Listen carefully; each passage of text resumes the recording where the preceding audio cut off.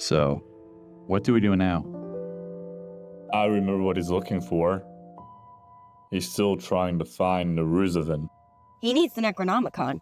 He's trying to use the Stella to awaken Zamindor. Don't say that name. Why is it prohibited? It is the foundation of all of our research. Not to pivot from whatever he's trying to do. But you all hear that voice too, right? Wake up. Save me.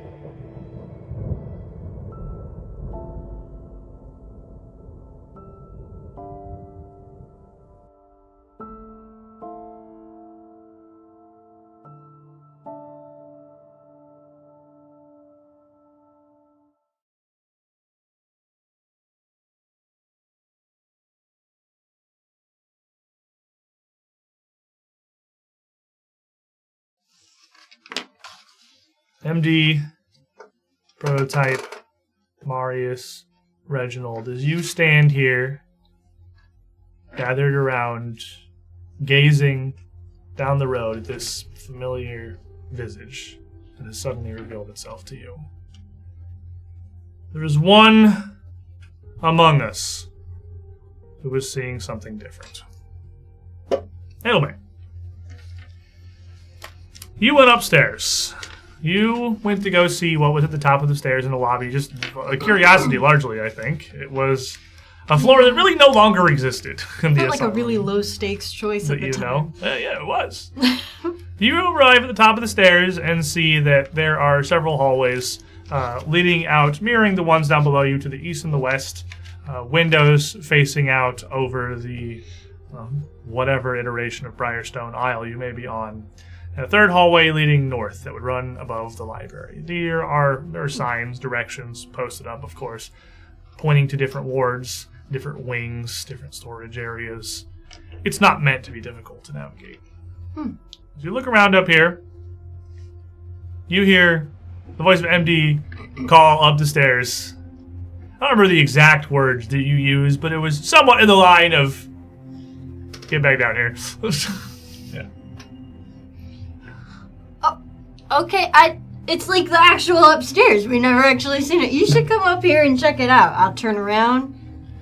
Just look down the stairs. I mean, the stairs are a huge still there, sliding right? arc. Yeah, you can't see all the way down at the bottom of them, but like, Okay. you're still just kind of at the top of the stairs. Turn around, and then my intention is to, I would imagine, like, just go down like the first couple of stairs. You know, like Poke around the corner, like kind of look over the railing. Down the Yeah, line. and be like, no, like you should come up. You take a few steps down the stairs and see the landing at the bottom is one of wood.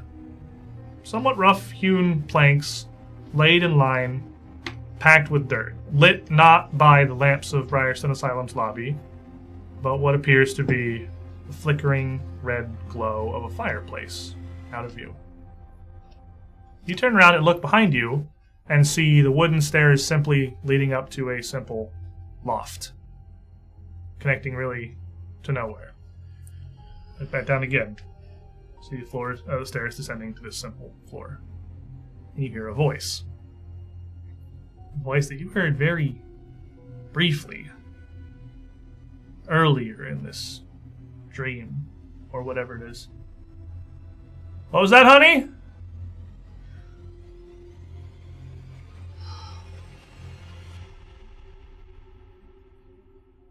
I'm gonna...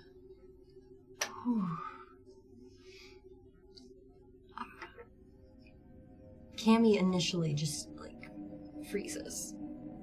And it's like that feeling where, like, you can't swallow, like, where your throat is just caught. And I'm gonna go downstairs. You walk down the stairs to see a living room you don't really remember or recognize.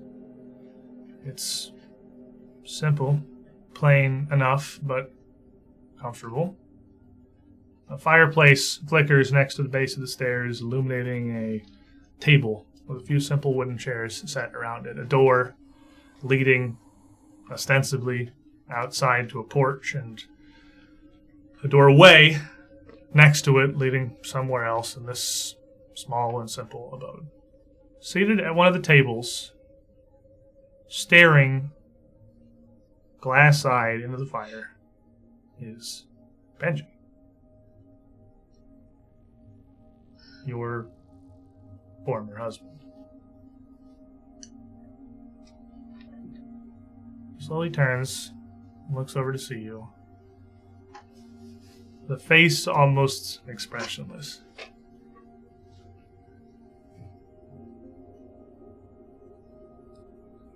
So funny,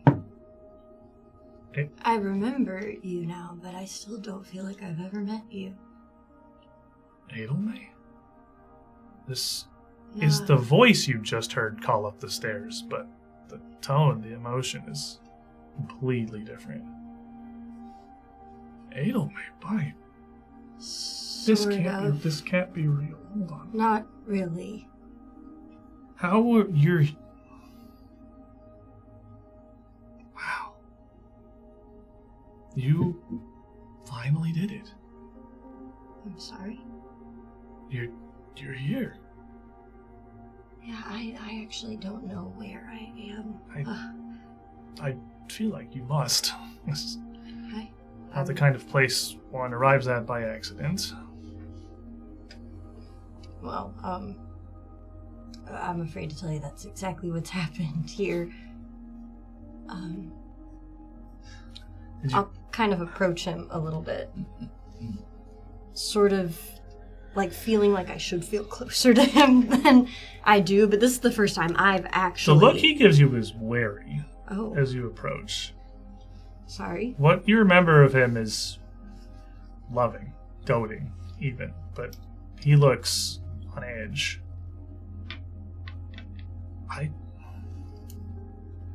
How long has it been? For you, how long has it been? Not that long. A year or more. A year. Wow. Well, did you get what you wanted, sending me here? Sending you here? Carcosa. This is Carcosa? This is what you were after. You did it. I assume in no small part thanks to forcing me here for... I stopped counting. I couldn't tell you. It's been longer for you then. I have certainly more than a year. I don't think we really have such measurements of time here. I'm not even confident time's a thing that still exists in this place, but that hardly matters. I'm only somewhat trapped here. I don't know what you did. I don't know what you and Melisande do. I don't understand your magic, but was this not the point? You send me here, you forge this emotional connection, you can follow it later. Isn't that what you were after? I suppose that was the idea at the time. Suppose? Well, Did you just sacrifice me for no reason other than to impress Melisande? Is that what it was? I killed Melisande. On purpose? Yes. I'm sorry, I feel like I owe you an explanation, but it's not going to be perhaps as satisfying as you wish, because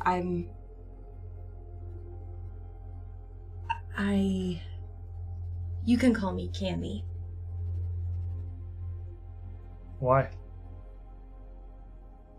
I'm not really Edelme. I'm sort of like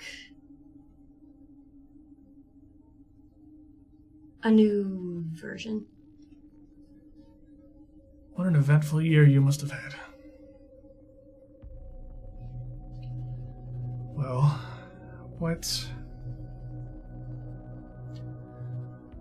what did you used to call me? Benji, that's it. Wow. It's been so long. That sounds right, I believe it.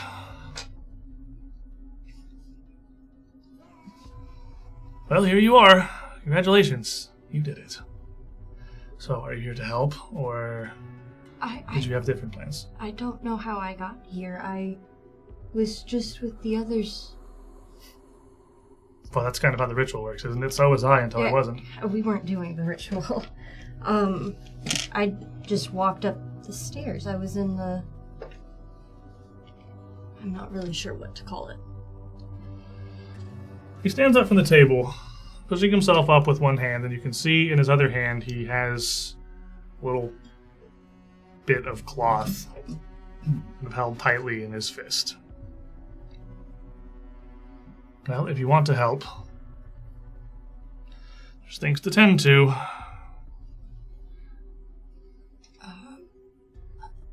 I'd love to, but I'm not sure I'm supposed to be here. I don't know that anyone is. He opens his hand and holds it out and reveals a single tattered yellow strip of cloth. Do you want to help me or not? Where'd you get that? Well, I just couldn't tell you. It's been lifetimes and lifetimes ago at this point. I've been the architect of nightmares for as long as I can remember. I'm sorry? Well, everyone calls it something different, but... Here, he bends a finger. There's someone else that might remember you, and you see, stepping out from the doorway, a hobgoblin. Metal bars draped over his chest. Just kind of looks at you, steps over, his tray opens, and almost sarcastically holds the front door open for you. He's out there. Oh my gosh, I'll rush over to him. I thought we lost you in the... He doesn't really move at all. He's hugging me, just stands there. We had almost everything going for us in this timeline other than the worst possible version of you. Oh well, maybe next time. I'm sorry. Me too. He just kind of, one free hand just pushes you back and scoots you over towards the door. You look back and see the table is empty. Benji's nowhere to be seen. Trey's just standing there, waiting. Where'd he go? What's the worst possible answer to that question? I'm not even sure anymore. Well, we got time to figure it out. Okay. I'll look out the door, I guess. You look out the door to a scene that you've seen many times before in your dreams now. A small village on the shore of a tranquil lake. Yellow mist rolling gently through the streets. The moon hanging overhead, so full and heavy, it looks like you could almost reach up and touch it. And out in the road, there's another figure. A man standing there. His hair done well and nicely. You can't see much more than the silhouette of simple clothes drawn about his body. Looks unremarkable. I'll step out. You move closer in the street, and in this weak light of the moon is reflecting throughout this little village square. You can just barely make out the face of Easy standing there. He puts his hands up in a somewhat sarcastic, "It's me" presentation. Gimme! Get here! That's great or terrible. Not sure which. You're awake. Ah, kind of. I guess. Sure, we'll go with that. You're the only one who seems happy to see me. Oh, no. As you totally got others. Look. As you turn around, you see the face of MD over you. And MD, as you're here in the road, holding Edelmay's body. Her eyelids flutter, and then bolt open as she looks up at you. Let's go around the table, briefly reintroduce ourselves, our players, our characters, set the scene for this finale. Feels like it makes sense to start here right in the middle. I'm in the middle. I'm Colby. I play MD, the full-blooded orc rogue. It's getting harder and harder for you. I was reading Bounty Hunter. Really struggling. Hello, I'm Bryn. I play Prototype. I am an automaton inventor, or inventee at this point. Where are you in this scene? I just flinched back from trying to infiltrate dreams on this funny-eyed blonde guy, or silver-haired guy. And so I just kind of flinched back from... Have we ever landed on what color Easy's hair is? Because I always pictured it as black. No. I thought it was Oh, it was Handless. Because I had tried to... Zandalus had fallen asleep. And I was like, perfect, I can see what's going on in his head. And then I was like, that's a terrible idea. Don't do that again. I'm Marcus. I play Marius, the Ghoul Dwarf Ranger. I think I'm probably just... You've got a few of you kneeling down to tend to the two of them. I'm probably standing up behind them. I'm Brett. I play the smart guy. I'm a fox. I'm a Reginald Sagacious Fox. And I also just looked up because I had my cloud going around me. You are kind of off to the side, yeah. But also, I just found out it only lasts 3 rounds. So, and I think it's probably just... Yeah, so as I literally am appearing in the scene, literally as I'm introducing myself, as the cloud is dissipating and going away. Yeah. I'm a investigator. And I am Sully, and I play Cammy, the itty-bitty gnomish witch, currently swaddled like a baby. Sitting on the ground. I think it was sitting on the ground wiping dirt off your face. Oh, good. Yeah. You feel him brush your cheek, and you kind of look up at him. You look at Prototype sort of standing near you, and over a body that you look down and see Zandalus. Unconscious, like he had simply collapsed on the ground in the street next to you. Marius is a little bit back, bow in hand, string probably a little bit tight. And you see Reginald, maybe 20 feet away, a cloud of thick, heavy black smoke slowly rolling away from him to reveal him. You look down the road. And you've seen it before. And you still see EZ standing there. But in the light of the moon, his outfit is somewhat different.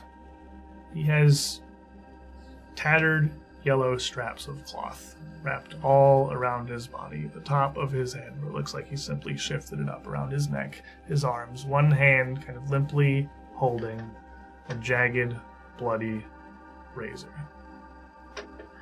In that moment, as you look at him and your eyes fly open, a pulse of energy erupts out of Cammy. A wash of yellow light that pushes back this yellow mist, clearing out the whole of this town square and washing over all of you in a bright light that somehow doesn't really hurt Marius. Because shut up, wheel. Selfaria has given to us a wheel, and in that, I was really hoping someone would do this. This is the most pre-planned wheel I've ever had in my life. I would just love for all of you to at least be at full health. Hallelujah. Please. What? Oh, that's so important.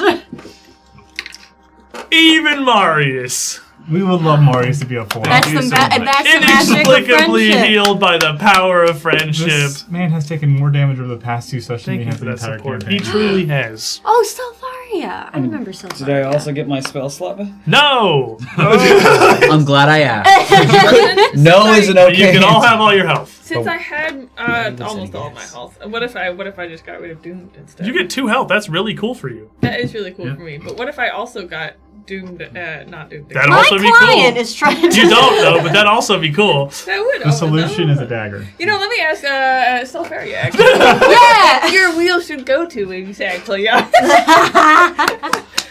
I'm going straight to the boss. Let's talk to who's really in charge. Yeah.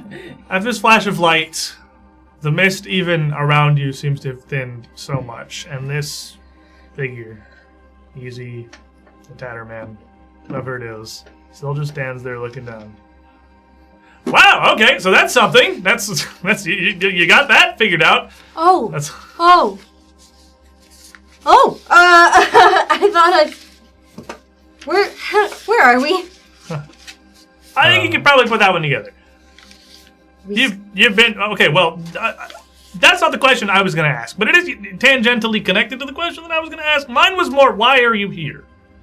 Are you stupid? This is Carcosa. Absolutely Carcosa. Yes. We're must have taken a great amount of effort to get here. It's not an easy thing to do.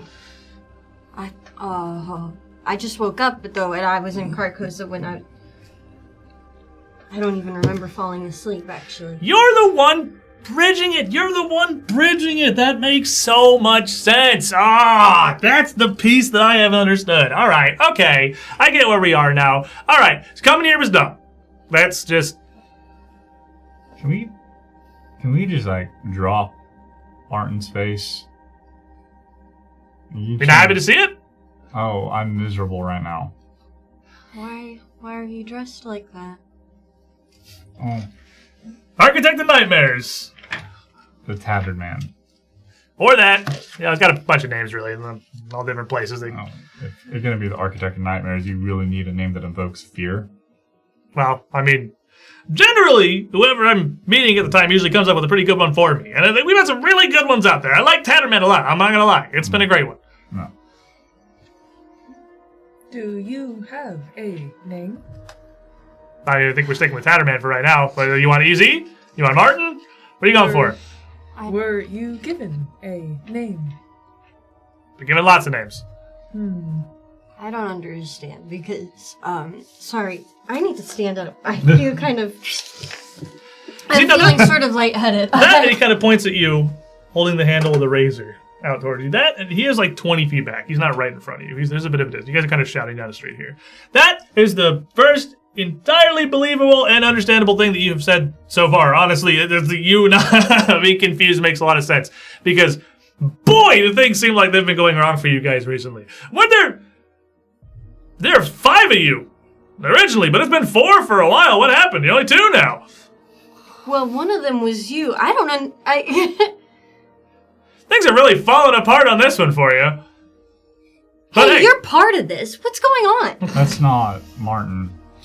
It's not? No. And you look back at MD, and you look back over, and it's MD's face. Full-blooded green orc. It's whatever the worst possible thing is.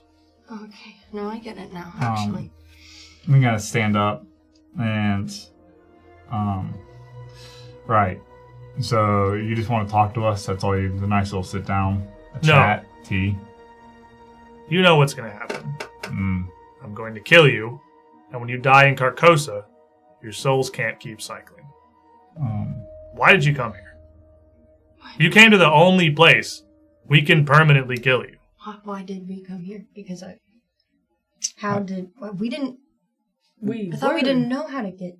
Trying to find a way, were we not? This is great news. I mean, I guess so, but I thought there was some stuff we needed to do before that, because it's like the end. I'm not supposed to be here. Well, I think it's just kind of... None of us are supposed to be here. It's kind of a part of the plan. I don't know if we've been here in other timelines before, but... Well, we're from here, I guess. Yeah. The Is Benji timeline's actually irrelevant. here? Are you saying this is outside the timelines? It doesn't matter. These 2, well, the 2 you used to have with you until you lost them also, credit to the Aeons for taking care of one of those for us, have just been cycling through timelines forever. Because when you die in the material plane, or the dreamlands, or wherever isn't your home in Carcosa, your soul just cycles back around. But when you die here, that's it.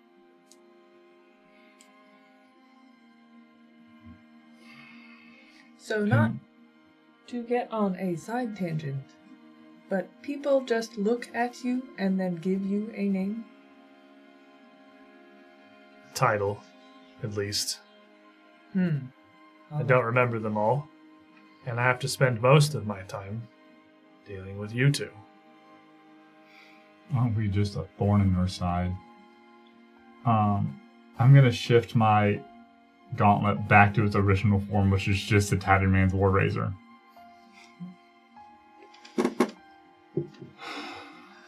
Two MDs, holding two war razors up, 20 feet apart. I don't know which one to shoot. Any more questions, Reginald? Well, have you? I don't see a lot of before. point in more answers. Oh, come on.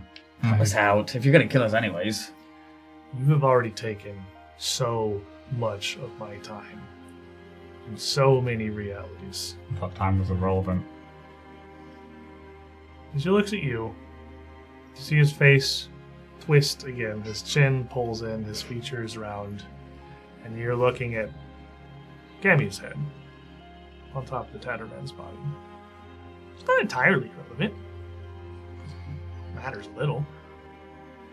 Just a version. It's just a tall version of you. Hear grinding teeth. What? You don't like this one? Oh, I that thought one, this was your favorite face. that one pisses me off.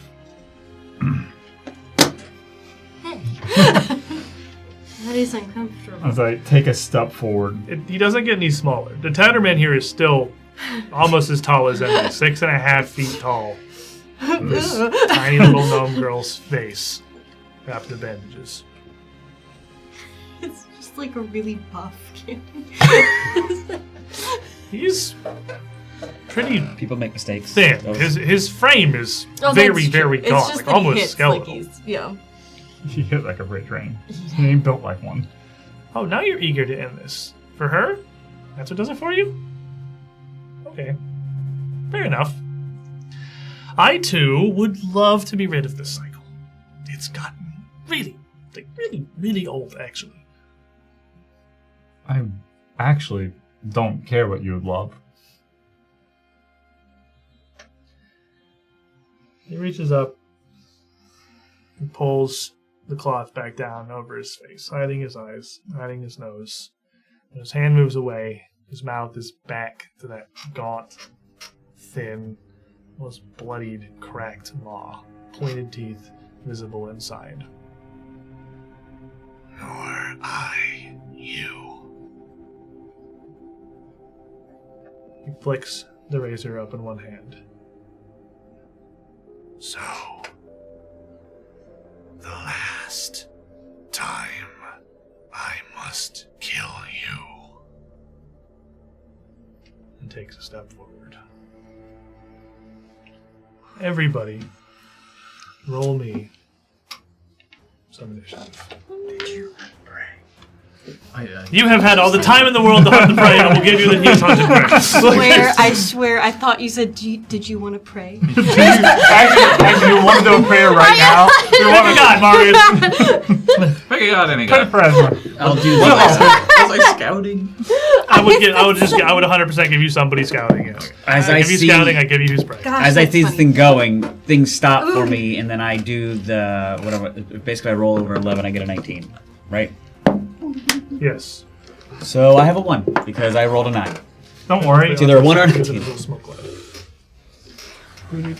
Oh my gosh, it's the same map. We've seen this map 4 times in this book. 3? 3 AJ. times in this story. AJ loves this map. Great map. It's a good map. I mean, it's a good map. Good night. Yeah.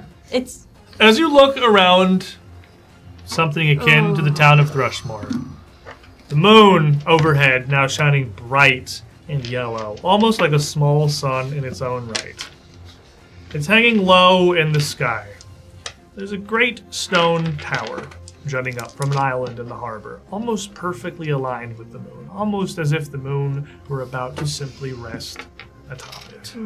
You see sharp, heavy shadows cast by the buildings and the walls still standing in this version of Thrushmore that you can see on the map what areas are next to buildings that are tall enough to be properly shaded from the moon's light. oh, I see.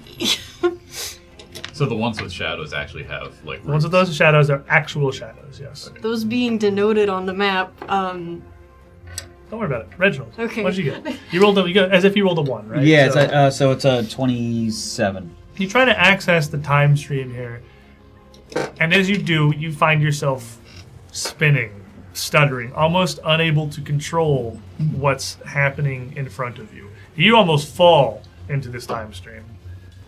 Edelman. Or Cammy, I guess, as we're now going by again. Yes, thank you. 40. MD. I rolled a 9 on the die. That makes for a 33. Prototype. 30. Nice. Marius. 39. Yay. We're so ready. That's a 10 on the die. I just have the worst perception ever. We're so ready for this. The Tatterman Rolls a 1. also Get wrecked. Rolls a 1. got a 39. Okay. Oh! You're always first, and this is always your reaction. This is Edelman. But like he's the boss, he shouldn't be. As the Tatterman steps forward, Uh-oh. you look once more at this crumpled body of Xandalus on the ground next to you, and towards the Tatterman approaching down the road. Okay. You're first. Okay. I just woke up. I'm trying to quickly piece together what I believe happened while I was asleep. Or maybe not asleep. That's actually that's also not clear. So kind of taking a quick cursory look around, I said, okay, and I look up at the moon in the sky. It's like about to rest on that town? It's close. Okay. It's heading towards that point. Okay. And it is bright. Yeah. And it's yellow. Very much so. I did not do so well on the area of effect boss that we had a couple of like mini chapters ago. But I think that I can, with context clues, understand that that's probably not going to be good for me. So, before I dash out of here, I'm going to quickly tap MD on the back, casting a level 6 heroism on you, sir, as I'm going to start running up the map. There's, can I see, like... Look at this a little bit. Show me what's more shady. Yeah. So I'm going to be heading for that side of that building. That side of that building doesn't Sorry, need a lot to go. I'm going... Okay, yeah, no, that's on me. I'm gonna go north. Alrighty. And then I'm heading for the building northwest of me with a 4 shadow block. Okay. It would take you 2 move actions to get up against the side of that building into the... I'll just go as far as I can, because heroism is 2 actions. Oh, all right. Then Yeah. 5, So, 10, but I'm 15, on my way. Like, you're 25? Yeah. Okay, 25 will get you there. You rush towards that distance. I gave you a level 6 heroism. Level 6 heroism, of course, is going to give you a status bonus of +2 to your attack rolls, perception checks, saving throws, and skill checks. As the Tatterman steps forward, the blade flicked out in one hand, he raises up his other, and you see these shadows start to almost solidify. Their edges harden. He looks across towards the 2 in front of him who seem to be reacting the quickest here. It's Marius to MD. A figure in a yellow cloak looms at the edge of your vision. Do you have any idea how hard it is to step into a nexus point? I've been trying for years. The boss was getting mad, and why are you two standing inside each other? Pointing at Prototype. Oh, whoa! From Saiyan 221. Oh. We're already gonna possibly die. What are we doing? Negative. Why don't MD and Marius make you will saves? Oh, we're so good at those. And there was also a hero point from type Oh, you said that was- 1337 for the cute gnomish witch. That's me! Yes. Thank you! Oh, I keep forgetting they're over here now. Oh, focus!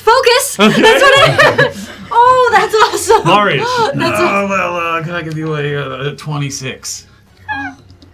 You said heroism was also the saving throws. That is Yes, it's not also to a saving critical throws. Let me see failure. if I have that Oh my contact. gosh. Yeah, MD. here you go, dear. Thank you. I rolled a 14 on the So that die. spell that Cammy casts is giving you a bonus to attack rolls, to skill checks, to saving throws, And perception. Perception. and Checks. perception checks, which is legally not a skill. Yeah, you know, Well, it's because It's too powerful to be a Oh, skill. it It's is more legally important. not a Yeah, skill. it's not a skill. Yeah, I it's thought a you were separate- goofing. No, in Wani it was a skill, but they pulled it out because it's way too good to be in the bucket with like 39. more basket weaving. 39 is a regular success. Yeah. So, With your plus 2? Yes. Oh, okay. well, MD, good. you are frightened 2. Oh, no. Marius, you are frightened 3. As each of you Use my reaction. see out of the corner of your eye, you knew a fight was coming. You can use a reaction. This fight was not sprung upon you, Reginald. Everyone's got their reactions. Everyone knew the Tatterman was there and this is coming. Each of you see your shadows out of the corner of your eye solidify and turn towards you. Negative. Absolutely terrifying. Frightened is going to reduce the value of all your checks and your DCs, your attack rolls, your AC, your saves, everything by the value. So 2 for MD, 3 for Marius. And it will naturally go down the end of your turns. Do you want to use a reaction? I am going to use the reaction of the Invigorating Fear. I get temporary HP based off of his level. What is it, 14? Oh. Tatterman's level? Yeah. 17. Wait, I don't want to hear that answer. why is I mean, cool, I got an extra 3 things. Also, guys, hey, guess what? You get 17 temporary We hit should points. go, Reginald. I'm in actually. danger. Oh no, we should go. Where? Yeah, well, The Tatterman For his turn. steps forward, his stride increasing as pace. As MD, you feel almost frozen in fear as he comes up, this razor overhead, and strikes down towards you. You mind that the frightened value is going to reduce your AC. Yay! gosh, that sucks It so does bad. suck. I forget just how It's going to be bad a it- 52 to That hit. crits. Wait, no. Yeah, that crits. What if you get 20 over? So, is there a double crit? There is, unfortunately. We should go. Oh, where can Well, we go? Where are we going? We could just walk out the door. right You there. see Edelmay, almost a frightening reenactment of the first thing you remembered when you woke up in the asylum. That dream. The Tatterman just stalking through. This blade slashes down across MD with a fierce and terrifying efficiency. It's going to be 64 points of slashing damage, and you are bleeding severely. How much is bleeding severely? We'll see at the end of his turn. I'll see you at the end of my turn. As persistent damage that you will take at the end of each of your turns unless you take actions to stop it before then. But it will eventually run its course. It's just a question as to how long. Gosh. This slice does not come alone, though, and is followed quickly as his hand flicks around and brings the razor blade back out again to the side, right across your stomach. 37 to hit on that one. That's a regular hit. 35 points of slashing damage. 55. Blood sprays across the cobblestone in front of Prototype. And MD, at the end of your turn, you're frightened. Or when it comes to your turn, your frightened value, you'll go down. You're still frightened. Marius, very frightened. Okay. You are so terrified by the sight of this shadow as it seems to rise up out of the ground towards you. You immediately, instinctively, arrow already at the ready, turn and loose it into the ground. You have 2 actions left. Okay. It's a physical shadow, right? Or like it's not a shadow on the floor. As you kind of shoot this arrow and it clatters off the stones, it is just a shadow on the floor, but it strikes such an incredible dread into you. Okay. Well, I was going to run away anyway. So I want to run away. to the south. Okay. I'm going to also use my wall run as to basically try to run down and get onto the roof of the building just to the south. Oh, the south wing of this. Okay, so the south wing of this building right here. Yeah. Yeah. Okay, so you wall run up. Yeah, the roof is maybe only 12 feet high. It looks like it's a single-story roof. So you can absolutely run down. So I've got 35 feet of movement. Yeah, That's absolutely 68. camber up, get on that corner, and get off of the ground. Okay. Wall run has stride up to your speed. Does that still count as one move to run and wall run? If the wall run itself is one action, then the stride's part of that. Okay. So you'd have one left. And then, was I going to do something else? I'm very afraid, but I'm going to I'll take a couple shots at Tatterman because that's what I should be doing. That's your brain. It's I still got -3, which is not going to be great. Is -3 from frightened. That's 12 plus 20. No. It's so quiet in here. I'm thinking so hard. You should smell the ozone. Oh my god. 36 and no. 36, you will loose an arrow that will, seeming to be straight on target, shear through some of the tatters, wrapped around his waist, and glance aside. 36 will not hit. We've got an idea there. All right. And before the end of my turn, I'm going to slam my hero point from the hype train onto the table. Metaphorically speaking. This is Big Blood and Ready. This combat, at the end of each of your turns, gain temporary hit points equal to half your level plus your Constitution modifier. Ooh, okay. And if I'm understanding this correctly, if you have temporary hit points, add the total temporary hit points to all damage you deal. So I think that's just, as long as I haven't taken damage to do it. Yep, that's a lot. So half your level, 7, plus your con. I think that's going to be 11. Very good. Plus 4 Constitution. Okay, yeah, so 11. So you get 11 temporary hit points, and you have 11 bonus damage on you, which is insane on a Flurry Ranger.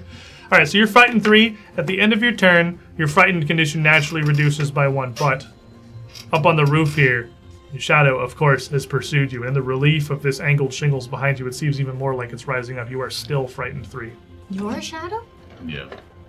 His shadow. You're scaring him. He's gonna be spooked. MD, you take these 2 strikes from the Tatterman. You are an expert at exploiting opponents that are surrounded, and you can see that he is not alone in this assault. Your own shadow moves to attack you. You quickly pivot, kick back down at your own shadow. You have 2 actions left. Interesting. I'm going to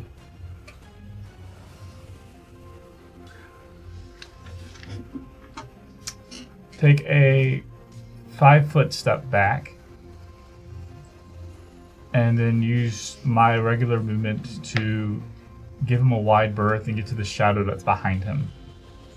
Circle around him in the shadow. You see him still standing there, the razor out exactly where it was held when it had struck you. Blood just running down the handle onto his hand as he just watches you move around. Yeah. At the end of your turn, 2 things happen. 1, your frightened condition goes down to frightened 1. 2, you will take 9 points of bleed damage. I rolled a 16 on the flat check. Fortunately, as you're running, you take the opportunity, you staunch this wound a bit. 16 at the end of your turn is high enough for that to stop. And so at the end of that sprint to the shadow, MD is visibly choking up blood. I am bloodied. Prototype. You less than me? No. Oh. Yes. Bloody Child. looks different on him than it does you. Bloody It's looks like So prototype assesses a lot of things at one time. She's going to basically shift a little bit. We're going to use Clockwork Celerity, gain of reaction, that I'm going to use to move. I'm going to move to the other side, right in front of him, or maybe just a little bit south, right in between MD and the Tatterman. Zoop.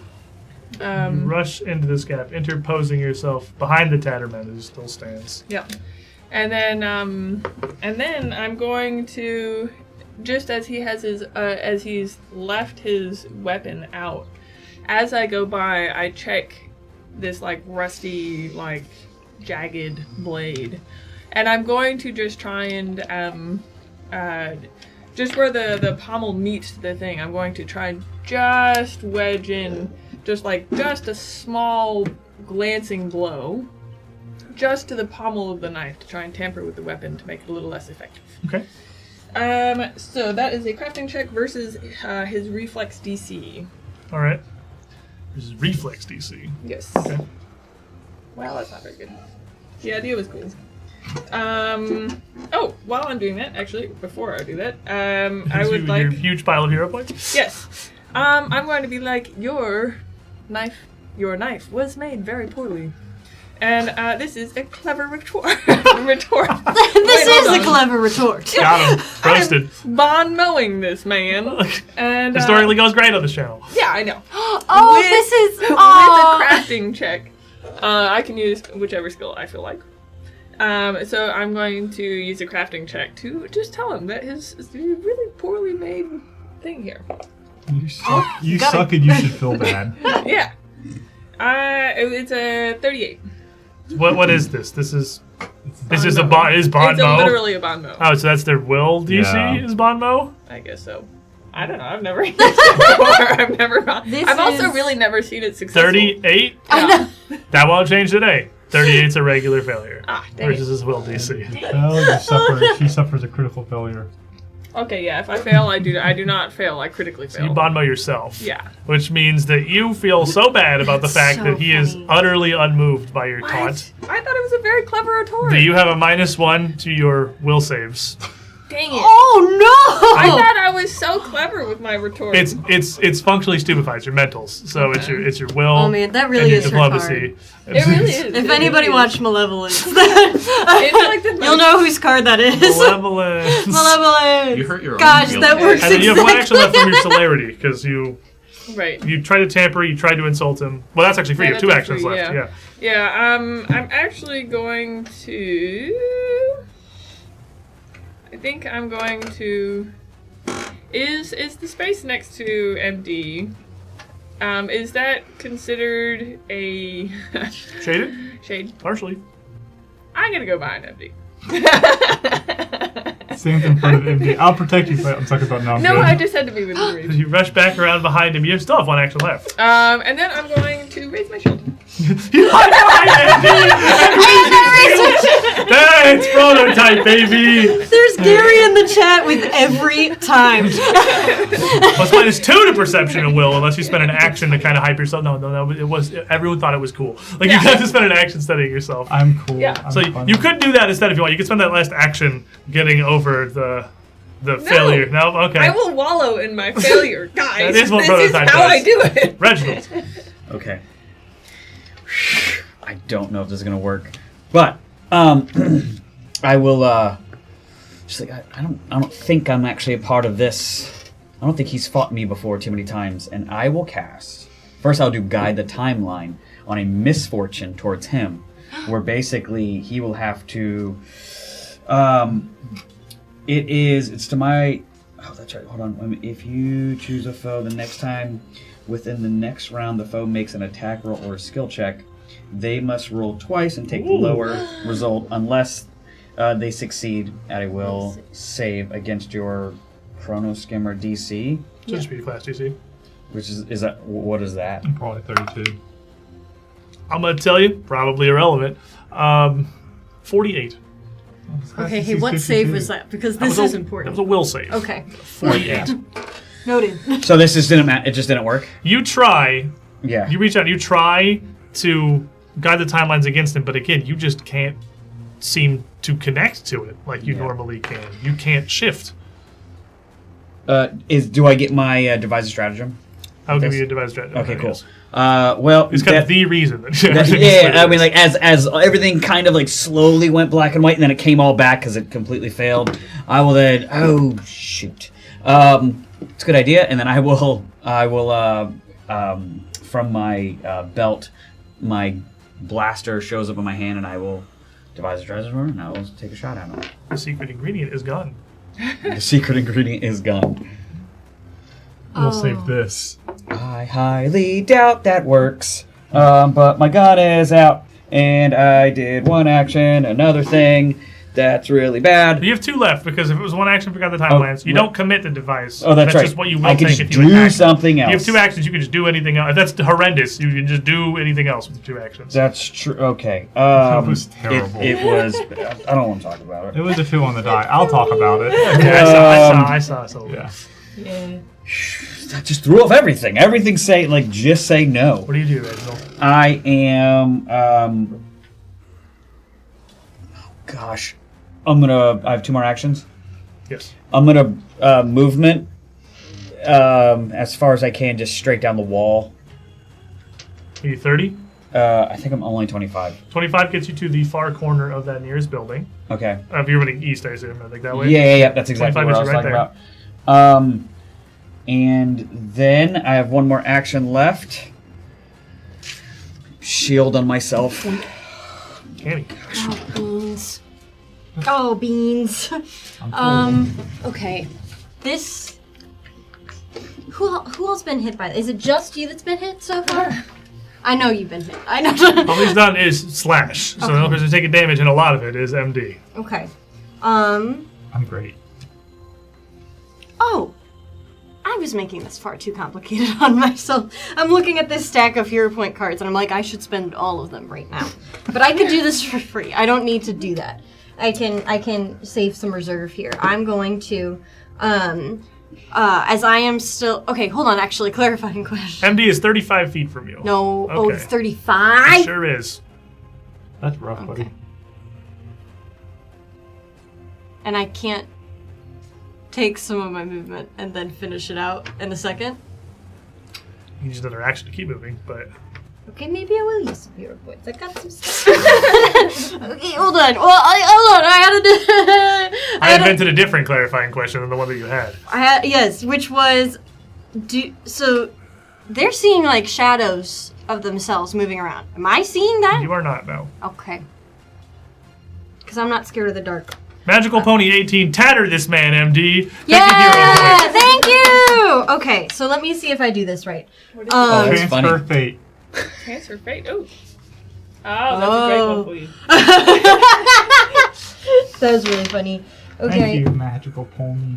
Okay, so, but this is gonna suck because I'm gonna have to move twice for one of them to only be 5. I could step. It's still one action. It's still an action, but it'll feel better than saying I moved twice. It feels more tactically sound. Okay. Yeah, so I'm going to... I gotta do this in the right order. I will step. Diagonally? Woo. Whichever way gets me within 30 feet. I think literally any direction gets you within 30 feet, because you're on like the outer rim of 30. You're out on the outside looking in. Anyways, I'm going to cast Lay on Hands with Reach spell, so extra action. I'm up to 3 actions there, but that will make it have a range of 30 feet as I send shooting across the way. I see that he is already bloodied with a force so hard that it pins you against the wall. 48 HP, sir. Stay up! And plus 2 AC. And plus 2 AC. He already had that from heroism. Oh, that's true. Doesn't say. Yeah. And then I'm going to spend a hero point. No, you're not. I'm going to transfer fate. She spends it without using it. That's why. Thank you, Magical Pony. Okay. Yeah. So you use that power, but you keep the card. Yes. It's going all out. This is from the hype train. For 1 turn, you gain 1 additional action. It may be used to strike or stride. And until the start of your next turn, you gain +1 to attack rolls, perception, saving throws, skill checks, your spell DC, and AC. Okay. For free. I'm not even going to keep it. And so then I will have another stride so I can march my cute patoot over to the shadow. At 25, you can just get safely into the shadows there. Thank you, Magical Pony. My cute patoot has that was awesome. Well, we're stabilizing. The Tatterman has taken no damage. Yeah. Well, okay. And we're already in panic mode, to be clear. We were hyping that round, obviously. He Are you hyped? I'm hyped. turns around to see the 2 of you, MD taking this healing, prototype cowering behind him.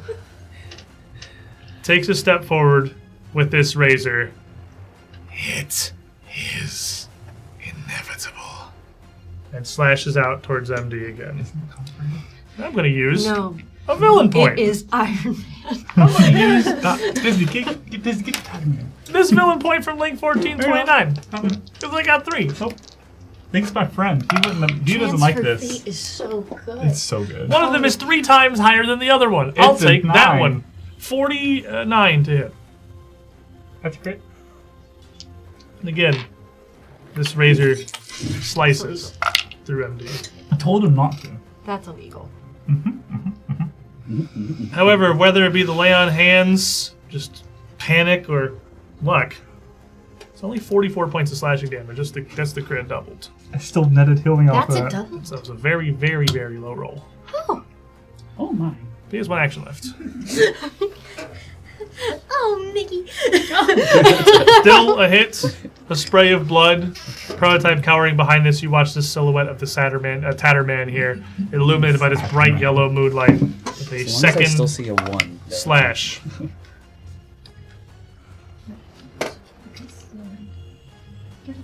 .42. That does not crit. Does not crit. Regular hit. Regular hit.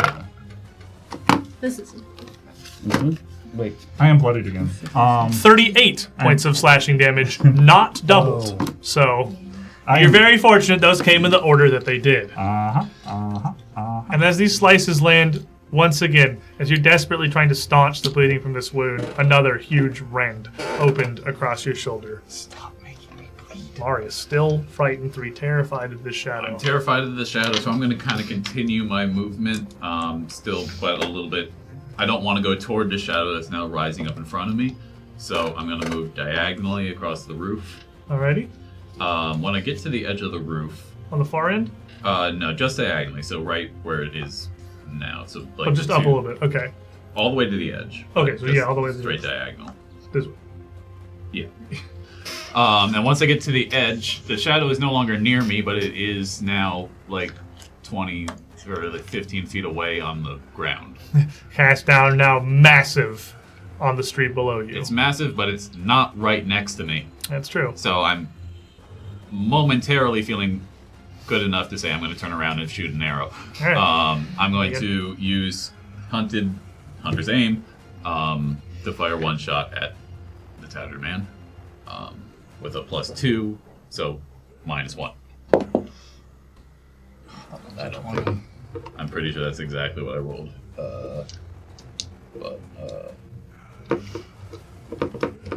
Yeah, 36. That's 36 same won't thing. hit. Okay, I'm so scared right now. that's it. You have one action left, don't you? Or is Hunter's Aim 2? No, Hunter's Aim is 2. Hunter's Aim is 2. MD. Am I still afraid? Still frightened 3. I'm afraid. I am once again bloodied.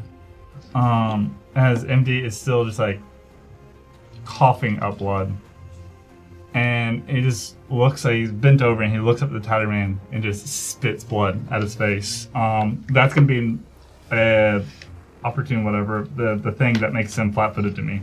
Instant opening. Instant opening. That's Yeah. one action, right? Yeah, that's one action. Spit Blood.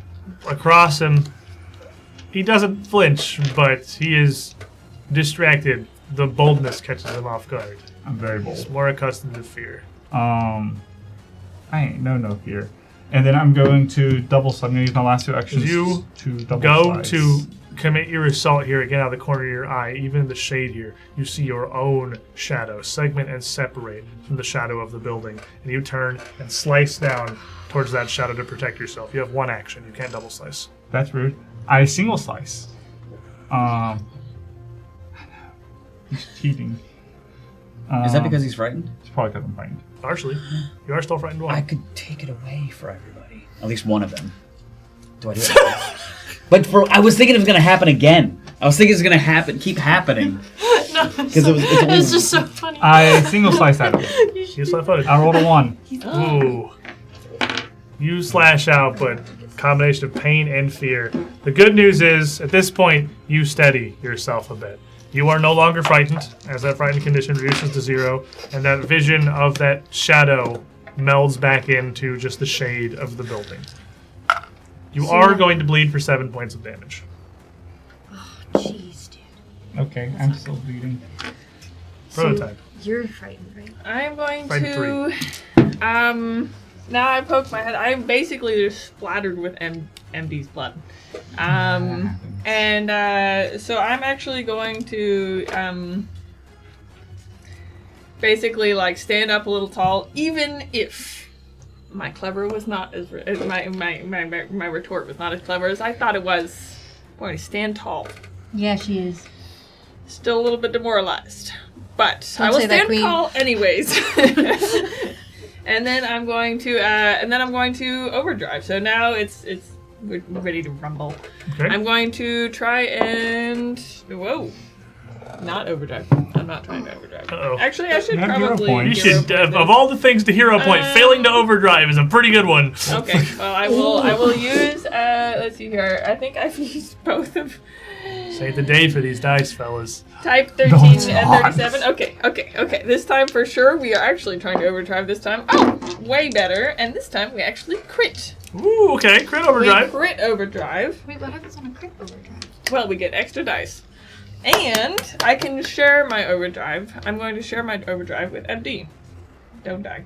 I'll make great use of that. You got cogs now, dude. Yeah. So you get many things when it comes to your turn, hopefully. And then I'm going. Oof. 2 actions left? Yeah. Oh yeah, because it's free. That's right. I forgot. So I'm going to step to beside MD, where I'm still partly in the shadows. He's partially shaded. The two of you now ganging up on the Tatterman. He is flat-footed to you as well. Okay. And then I'm just going to try and slice it. Basically, he's like kind of a skinny guy, so I'm just gonna, I don't know, I'm gonna try and go for like a pivot point, like maybe a shoulder. Hopefully do some damage. Oh, 19 on the die! That's great news for everybody. Finally, somebody's gonna hit him. This might be the first time Maybe. with Tatterman. Okay, so Not a crit. that's Let's see if you crit a flat-footed Tatterman on 19s. Nope. 45. You do not. You will hit. Dang it. Why are we That was here? really, that was really, Whoa. whatever, it's fine, it's fine. 19 and flat-footed? 19 and flat-footed is a regular hit. I mean, Okay. My 36s have been missing, so we probably could have figured, I guess, Yeah. a little bit.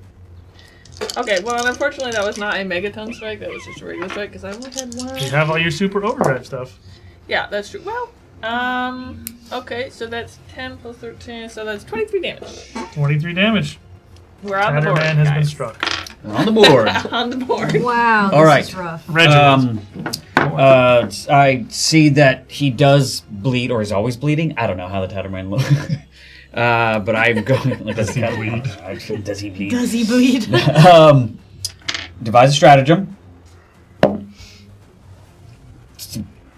I'm gonna use that. No. Because that's an 18 on the die.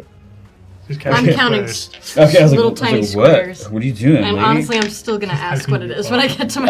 That is a 46. Are you shooting him? Yeah, I'm not sure. 46 will hit. Is it a crit? No. Okay. All right. Next time, say you like hit him in the head or something, and then he's got it. Next time, He's just got bump your it. number by 10. He's not flat-footed to you, so you're hitting his Oh, full right, AC. right. Okay, and that is that's a Hey. 3d6. That's what? You hit his full AC. Oh. Nice. Yeah. If a 46 misses, it's time to leave. It's Yeah, time to it's just already time start to leave. trying to wake There's up. actually no addition to add here, so it's just all, this is just straight up. Let's see, there's 9, 14, it's 20, 23 damage. Is that twice we hit him for just 23 damage? Yeah. 20 total? Yeah. All right, 23. this little concussive laser is going to blast out from Reginald's gun and hit the Tatterman for 23 points of damage. Yay! All right, I have, 2 more actions left? Sure do. Is that a little cubby hole hidey thingy? Is that like a little opening? On the south of you, the Yeah, building to, the straight building to the your east? right is Right? almost leveled. Like this building to the east, it's exposed. Like Okay. you could take cover and get cover behind these walls, but they're very small and don't innately provide shade. You would have to spend an action to be like crouching ducking. down behind it to be in partial shade. Okay. All right. Well. Okay. Well. All right. I'm going to run. I go 25 feet. Can I get behind MD or in a spot where I can at least touch MD? 25, you can get straight behind MD. Yes, absolutely. It's exactly All right. 25 feet. Cool. I will go right there. Everyone's crowding. I in heard this- that's a good the shade height of spot. this one like quarter of a building that's still standing tall. I will go right there and just you'll this blue light coming off of like some ointment, and I will just kind of touch the back of your head, and it's just almost a little bit like a Mufasa thing going on, you know, like That'll miss him? wipe, and then you are healed. Let's Probably. see. Probably. Do the big one. Don't roll a 1. You got to do the big one. I'm gonna do the big one. No. I'm gonna do the one. The small one is like chump change to him. Yeah, I've got it. It's like It's a lot. Yeah, that's right. Yeah. So you get that much health back. It's 16 plus 28, so and all I had to do is beat 30. So you get 5 plus 54. You get 49 or 59 health. 59 health, and there's Reginald's battle medicine for you this fight. Plus another 14 health. Oh gosh. I hated hearing that. What else was I supposed to do? No, just you keep did only get to use everything him, right. But that's great. We only get to do that to him once Yes, this fight. you did. Toward being a smart person. Cammy, No, that was a Man. good. That was a good call. I'm not blooded anymore. you're just pumping not? everything. not in bloody. MD. And also, I do now want to drop the fear for everybody at least by 1 by using my hero point. What is that? It's what is it, immaculate or vile? The vibes are. The vibes are, you and all your allies reduce the frightening or sickened condition by 1. Each ally selects which condition is affected for themselves. All right, Marius. So you're just down to frightened He 2. chooses Ooh, if can the I vibes be are. less doomed? No. Ow. He chooses if the vibes are immaculate or vile. Has a different set. Oh, vile. So when you said I immaculate, could have I was put like, fear oh. on him, That's but I was funny. like, yeah. All right, Fear on Cammy. him would be great. Okay. We're missing. Appreciate it. Okay. We're so far apart. Yes, We you're are very very far distant There's no shade. room You're for me across if the I'm- whole plaza. I know. How many? So this is something that I was trying to count, but I figure I'm just gonna ask. You're 45 feet from the Tatterman, 50 from MD. Thank you. Okay. There Thank are you, other Arcadis. shadows to Be the pre-count. south. Yeah, I was like, I need the. I was Did trying I- to count, but I did not trust my. Did I miss something? What are the shadows? Are they good, bad, happy, sad? We don't know. I dived into a shadow because I saw my shadow attacking, and everyone else just followed me. Yeah, it was the I was There's like- also a very I'm- bright, very yellow moon that's Yeah. just about to crest the silhouette of the I'm tower. going in out the on a limb distance. here and saying that bright yellow moon is probably not We've good been for through us. this before. Those two And- haven't. Yeah, It's all part you're of the plan. good. You should stay where you're I at. don't Is know that where what I'm gonna? Oh gosh. Okay. Yeah, we're so far apart. This is making this incredibly difficult. I'm not gonna lie. Oh man. Do you Okay. want us to come to you? Mine's still on a No. roof, totally exposed to the moon. I'm going to. This is going to seem lame, but in order to make it happen, I've got to spend the extra action to reach spell it, and that's just going to be my life for perhaps this whole fight. But since I just healed you on the last turn, but then you went down to bloodied again, I'm going to trust that one heal is not going to be enough to do it because I know you still have room, right? Your max is. Oh. Is your max... No, oh, your max could be, like, way higher. So I'm going to do a 3rd level heal on MD, adding again that reach with spell to make it 'cause 60 feet. You can get that far enough out to just reach. So if you're just standing in the distance, It's literally going to be... healing, just Yeah. a fountain of pain. in Cammy the reaches MD. the shadow and just kind of, like, rubs her temples, and she's just watching. And from her own little shelter, she just keeps forming for every like a turret. She spends everybody else's turns creating a gigantic heal, and she blasts it forward. So- And then as soon as she's done the land hands, she starts again, and then she blasts it forward. It's a gonna be reverse sniper. 3d8 plus 24. Yes. Just like literally just like a factory line. There's a D8. Here's a D8. Here's a D8. Oh, that's right. Okay. Really bad roll. Because that's 9 and the 3d8, so 9 plus 24 is 33. All right. So it's not nothing. Tatterman is damaged. Oh, amazing. He's going to watch as all this magic flows into MD. He's going to see No. Reginald and Prototype here. He turns, and you hear this rattling breath right behind you, Edelmay. And turn to look to see a razor slashing down towards you. Oh, no. Hey. Is this gonna hurt? Yes. Okay. I'm gonna try and disappear also. I don't. Go on. Go on. Use a villain point. This is fun. I'll use a villain point. Okay. This is fun. Meanie. Ghost of Azan's villain points.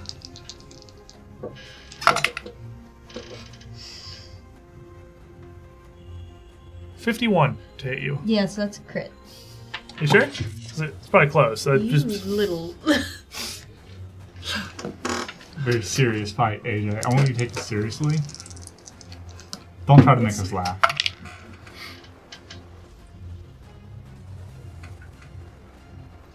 64 points of slashing damage, and you That's too not it, yeah. are now bleeding profusely. Okay. Okay. That Marius. changes my order of He actions is a little bit. simply gone. You don't see him anymore. But you, because he's on the other side of. Well, I guess you're high enough. You can see over the low walls of that one. All these are low walls. You're on a roof. You can see over the low Yeah, walls. that's like the rubble one. Yeah, he's got like partial cover from you, but you can see him. I whip my head around and I'm gonna do another hunter's aim. Whatever I just last did. It's at -2, right? Yeah, you're fighting too. So functionally, regular roll. My God. Peak Marius. It's one higher. It's one higher. It's a 37. 37's not gonna hit. Yep. I let that go. I was aiming. That's 2 actions? I'm still afraid. No, that's 2 actions. So I have 1 left. You lose that. You see the Tatterman move, and you see motion. You just, hairs on the back of your neck stand up. You whip around, and this huge shadow of yourself, arms outstretched like claws, looking up towards you. You loose an arrow down toward it as your last action. God, I knew I should have You done are what I wanted to do still first. frightened too. MD. This is mean. He is, what, 55 feet away from me? 55 feet away from you. And he crit me. Yeah, I know he did. I felt that. I used 2 move actions to get to him. Oh, wait, do we have our link? No, we're Charges too far away. across the 30 feet. plaza. Yep. I charge across the plaza. He's still flat-footed to me because instant opening So last the opening's still there. Well, you're also flanking with a very also- terrified, screaming guard. And I So, charge and it's just a spear with the astral dagger. all right. I rolled a 17 on the die. So that is plus This will be your biggest 30. mistake. So 47 against his flat-footed.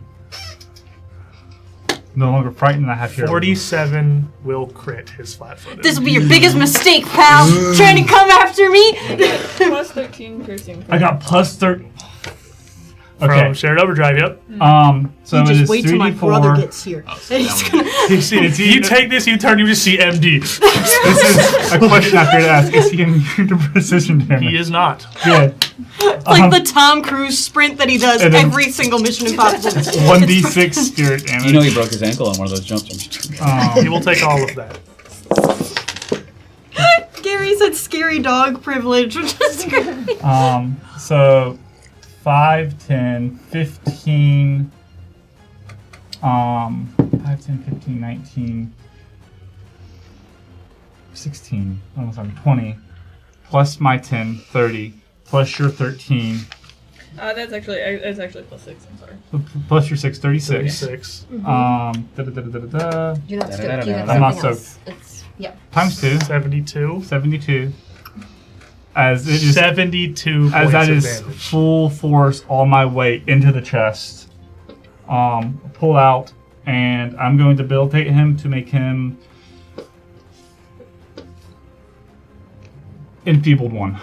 Alright. Enfeebled 1 is going to lower his anything based on strength, and he does not seem like he is using a lot of precision in these strikes. And he is bleeding from crit spec. He's bleeding, and he is bloodied from. That's a humongous hit. He's not the only one here that's bleeding. That's 3 actions. I rolled a 16. You're gonna take 5 bleeding damage before it stops, though. Okay. Prototype. So MD thunders out away from you. Prototype, as she's in this overdrive and she shifts slightly in and out of what you can really see, she actually steps sideways and she shifts so hard that she actually translocates onto the other side of behind our Tatterman. Oh, get wrecked! We can do it too! You have 1 action left and you get One that? action. Because it's 2 actions, right? That's 2 actions. And then I am again going to try and pierce through his tatteredness. He's flat-footed. 14 on the die. It's probably gonna hit, probably not gonna crit. Yeah. 42. Hits. Excellent. This is great news. I love you hit the child and all hell. Yeah.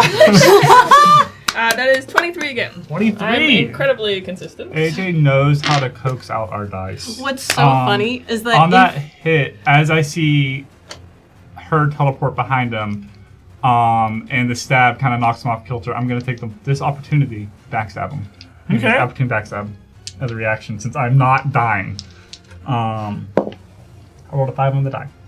Oh, yeah, that was there. That's good. Flat-footed, but Plus 30, 35. oh, That would have been crazy. Reginald. As everybody left me, I'm going to use 25 feet of my movement to get like halfway there. Dude, the best You thing go, that I please. did for this fight was Yeah. get That's fine. Do I have a shot to him? Sure do. All right, devise a stratagem. He's got lesser cover because MD's in the way, so it's +1. Oh, that's so good. It's rolling pretty hot now all of a sudden. Yeah, you hit the child. I'm gonna take that because that's a 18 plus 20. That's another 46. 46 will hit. Good hit. Thanks, man. I take back all the mean things I've never said about him. He says a lot of mean things. He says a lot of mean things. Okay, Oh, that's good. It's not bad. He's not just bad. running at Cool. Yeah. Nothing under 3. 17, Something does a combat roll. 27, 30. 30! Yeah. 30. Just a blast of punch guns That's for the hitting him the for holding. 30 as I was running up shooting. So that's both actions and... Oh, gosh. As one more action, I guess I will give myself a shield again. Alright, pop your shield back up as you're running. Not quite at Death's Door. That brings us back to What do Cammy. you mean not quite a death? Well, Death's Door is 1/4 health. He's not there yet. Bloody is half. Death's Door is 1/4. He's bloodied, but those 2 follow-up hits didn't bring him from bloody to Death's Door. Taking 171 damage. I think I've worked this out. Okay. Every turn feels like a counting these days. I'm going to. Okay, so first things first. As I was getting ready to make another big ball of healing to send shooting out from my excellent hiding spot. I was laughing. I get walloped in the back, falling forward a little bit as I get sliced with this damage. The first thing that I almost did something stupid. He hasn't used a reaction yet. You're waiting to get me. So What do I'm you going do? to change the order. I think Cammy I'm says going to that do a too, little right? bit. I almost said I was going to lay on hands myself first, but I just know you're sitting there waiting to Look get at his me. beady little Not eyes. today, but I do have to do Evil. something, so you don't. I'm going to... Can you... If I try to move, you can't interrupt that like with a spell. You could still hit me. No, like if attack of opportunity would still hit you, but it Yeah. wouldn't interrupt. A normal attack of opportunity would not interrupt movement. Did you hear that? There's attack of opportunity. Did you hear that, Craig? Yeah. What was it? I'm going to first try to move. Or 2. Where are you trying to go? I'm going to go behind MD. It's back there. Diagonal behind him? Yeah. Diagonally behind him. Fully behind You him. rush away from the Tatterman as he gets walloped by the combo of Prototype and MD, and you skirt back behind your shield. One more down, please. I want to be diagonally behind MD. Alright. Yes. 2 actions left. Okay. I'm just a shield. Okay. Now I'm going to, now that I've got him, because I haven't been able to do this yet, I'll be like, oh, thank God you are here. And I'm going to clap him on the back. This is Stoke the Heart. Congratulations, you're the first one I can do this to. I haven't seen Marcus in years. Don't anticipate I will. There's a sniper on a rooftop about 100 feet away. You see the glint of arrowheads shimmering in the moonlight. Then spot. I'm going to... That's playing Sniper Elite in the distance. This is a different game that's Well, I'm happening afraid over of my here. own shadow too. So it's okay. Oh, Beans, I did this a little wrong. It's okay. One action left. Yeah, no, actually. I'm going to use this card to lay on hands myself. This is Focus. This is from... Who did I get this from? I think it was type... I know. I'm going to say like 1337. You can say lead. It's okay. It is lead. Okay, because somebody told me about this. It was AJ. Shit. Spend this card to activate an ability or spell that costs a focus point. Activating a spell or ability this way does not use a focus point. Okay. Free lay on hands. Free lay on hands, still one action left. Yes, I'm going to give You'll that go for- action to Greenie. Go for what, 48 is what we're at these days? Yes. And 2 AC. Yes. Make order to hit. I'm gonna give this action to Greenie, and I'm going to use his. We're getting into real witch turns now. This is a real witch turn. He's gaming. This is his fairy dragon breath. As I he's in my cubby. I throw him up into the air. He's going to create a 10-foot cone as he magical girl dances. He pops up behind MD's head. He's like, do. The cone is also going to include MD since you're. Yeah, that's how I messed up. But it's okay. He'll be fine. MD, you will also make a will save question mark? Fort save. Fort save. I'm good at those. 16 on He's that. going to beat mine. It's really. That's a 42. Yeah, he beats it. Natural 20. Okay. Well, I tried. Hey, better there than like anywhere else. Instant high five. Yep. Yeah. And then literally, never mind. I don't. Hey. It doesn't do anything. Hey. But hey. Good job. Okay. Good turn. Oh, can I still? Is it legal for me to know his total after that 20? Just for. Oh yes. Research? Yeah. It would be a 46. Okay. That's fortitude save. That's big. That's what I learned. Hey, you rolled 20, got a total of 40. That's my fort save. It's not that high actually. This save's It not. all feels big to me, man. We're talking about the number 40 on a die that can roll up to 20. Okay, Tatterman that is my turn. Takes these 2 hits and staggers and stumbles a bit, and he too is in the shade of the moon here. And this is the first time he's kind of reacted to a couple of blows, but he steadies himself as Edelme takes 10 points of bleeding damage. She takes 7 Do I get- left. Takes 3 points of bleeding damage. You take 7. You can roll to see if it ends. Is just a flat check, DC 15. 17. So you stop bleeding. Okay. So good There's at not residual bleeding. magic coming out. You guys are great at that roll. So, hold on. I took 3 of that. You took You 7? take I took 7 Yep. of that. Thank you. He's bleeding for You're you. going to take also, I think it's 9 temp when I do the hex. X 9. So we're just going to trade our pools for a second. He takes these hits, raises still in hand, looks at prototype, looks at MD, kind of turning between the two of you here. You have no understanding of where you are. And you're going to see that the Tatterman here is not alone. As he looks directly at MD, his face once again starting to distort into a different shape. Prototype, you will suddenly notice 15 feet behind you, there is another Tatterman approaching. Razor in hand, Tatter's pulled away from his face again, the face of Cammy on top of the Tatterman's body. I never even cared about you enough to name you. Behind you, Edelme, approaching from the corner of that building in the center of the plaza, Benji, fully done up with a Tatterman scarf. You sent me here. You made this. Reginald, behind you, back from the shadow you had just escaped, another Tatterman with a face you haven't seen since you met this group. Your old partner from the Sleepless Agency. You let me go in alone. What kind of partner were you? This isn't real. I don't know what this is. Marius.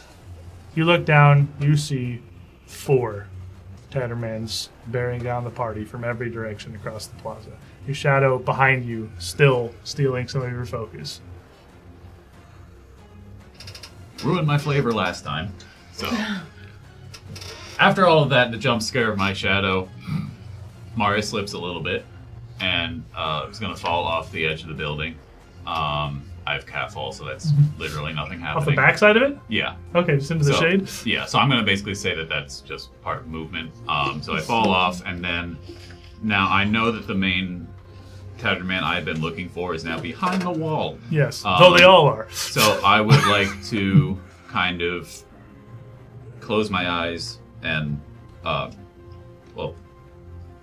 deep breath, and run to the next diagonal shadow to the right. And Run get to the corner. across the street to this next building. Yeah. Sprinting away from the shadow of it, you can see around the corner that original Tatterman between prototype and MD. Okay. Longbow hours. I'm still going to attack that one, but just functionally, is that still the only one hunt prey is on?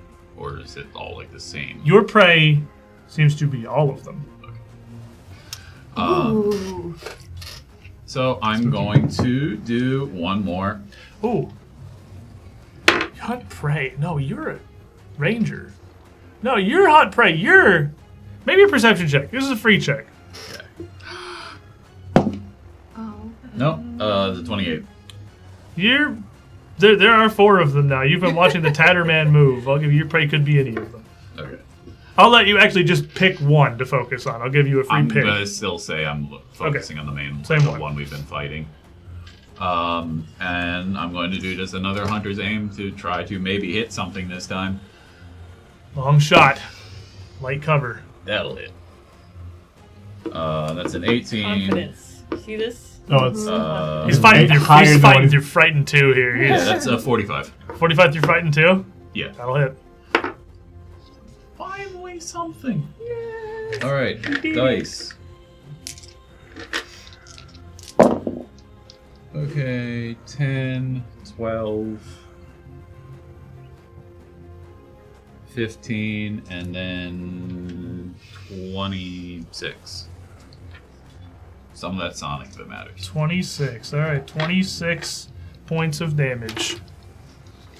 He already looks pretty injured, and another arrow into that now sticking out of that one in the center as we come around to MD. Am I still frightened too? You're still frightened too. Even in the shadow?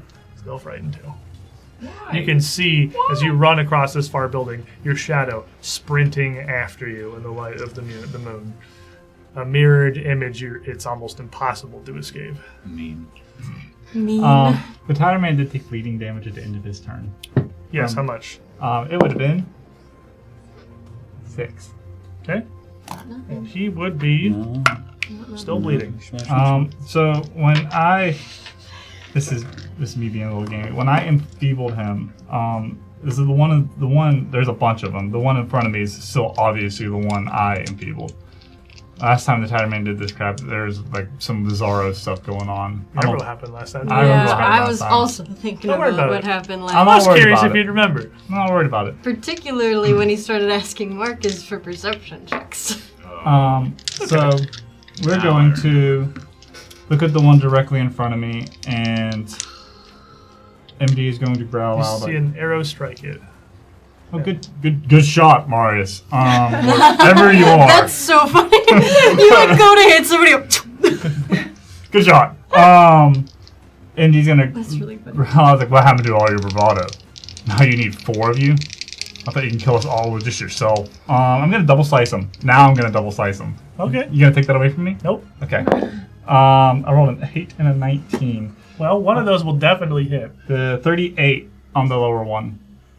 The hit is flat-footed. Flat-footed. Yep. The 19 is a big boy. That's actually going to crit then. That's going to, Yeah. if they're the same modifier, that's going to crit as flat-footed. Yes. Okay, hitting the crit.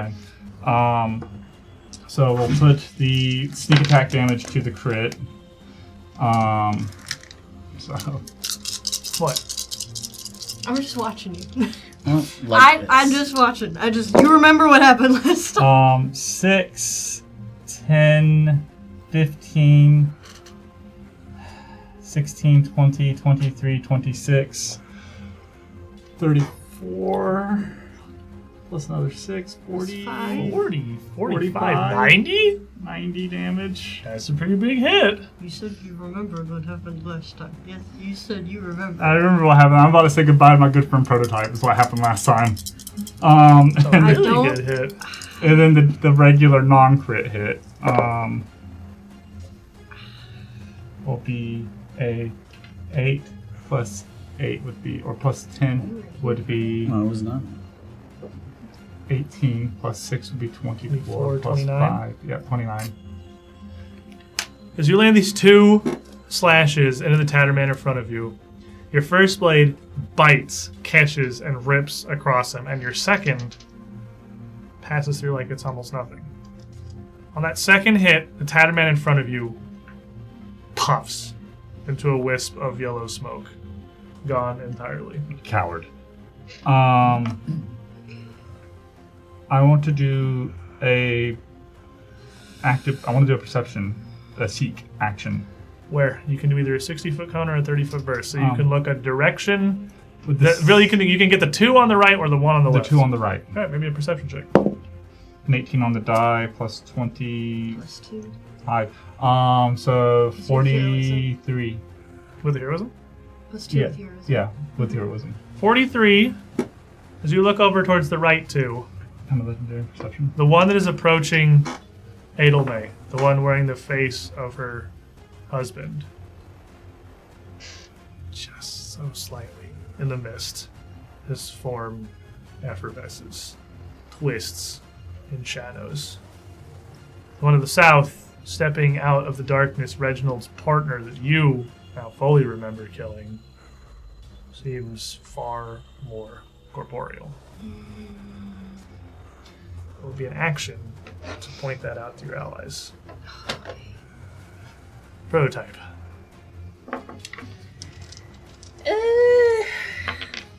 This is scary. I think I might. I am going to. I'm guessing I'm still bond mode. Until you take an action to get rid of it, you are. Okay. So this guy poofs in front of me, just like poofs. Big slice, poofs. Poofs. And I'm going to be like, see? He was not made up of anything at all. And I will reinvigorate myself to try and fix that. And then I'm going to even further shift in and out of reality and go into a daydream trance. And then for my last move, I see this guy next to me, and I'm going to turn and brace behind my shield. All right. Reginald. Oh gosh. All right. As I see my partner in this tattery whatever mess, it's like this doesn't seem right. But I will reload, devise a stratagem because I have to reload this. Yep, thing. you get 2 shots for reload. Yep. Yep. Cool. Well, I reloaded. And 2 actions left. And then You're in the middle of the plaza here. Middle of the plaza, reloaded. It's like, oh, that's I can't get a pinpoint. And then I will. Can I get? No, you said that was an action. To do what? Yeah. Okay. Good talk. Good talk. If it's a small wall over there, I will jump behind the wall like I'm like in a western. Just jump across. Yeah, you can just hurdle it as part of a move action to get into this like ruin here. And then I will spend I don't know. I guess you could. I don't know if you tell me, but like if I spend like an action to like kind of duck. Yeah, taking cover is an action. If you have and how much do I add to my? Feasibly hide behind. Like, if you're being meleeed, it isn't going to help you. But if things are being shot at you, or shade is relevant, it would be a +2. Okay. To your AC and any reflex saves against like area effects. Okay. All right. Cannon. It's not gonna really help because it's not doing. Hi. Your turn. Okay.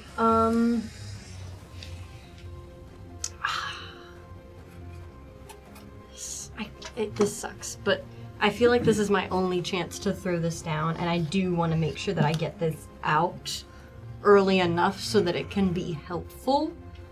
But it's going to require me to cackle to sustain your stoke, which is fine. So I am going to, as I see these, well, actually, I suppose I only really see maybe 2 of them. You can see him come around the corner, so you can see all 3 of them. Oh, okay. Reginald's partner's coming around the corner, Benji's right in front of you, and behind you, you can hear yourself, your own voice coming out of one of these. That is so freaky, actually. That's such a good point. I am startled beyond belief. And I'm immediately thrown back like deja vu, this same plaza. Some of these same people, a similar trick that almost killed Easy. And so in a sort of panic, thrown off, seeing Benji in front of me, I'm just going to kind of hold my head and I'm going to turn around and on this space diagonal to me, like south. Yeah. I almost said south left. That's fine. South left. South left. Towards the ruin. Like on the wall there. Yeah. Yeah, on that diagonal from me, I am going to cast a healing well. Oh, okay. I want to get that out of the way South now. And it's in the south left. The beacon is lit. Also, Cool. Right next to Reginald, right. He needs that. question. Okay. Where is the moon now? The moon seems like it is moments from cusping the top of the tower. Maybe another round. It's so bright, you feel like you can't even really look directly at it. Okay. Looking up, I'll be like, I almost forgot, actually. Hold on 1 second. I'm going to spend this hero point for real this time. Going all out. Get that extra movement in. Woo, that is so nice for me. Because I constantly use up all my actions. And that little laugh is, of course, cackle, so that your Stoke the Heart is sustained. I'm back in the shadows. I'm not leaving his side, though. Let me be very clear about that. This is circling around him, yeah. Yeah, nearly like keeping a hand on him the entire time. It's just like, oh, they're everywhere. So, we come back to the Tatterman. Full circle. The round after... Thank you to the hype train. Yeah, all of these images, all of these doubles, the rest of these Tattermen have arrived all around you. Each one of them very clearly focused in on one of you. It is a scene that 3 people at the table may remember had happened once before. But this is not the same. This is real. The Tatterman next to Prototype approaches and slashes twice with his razor.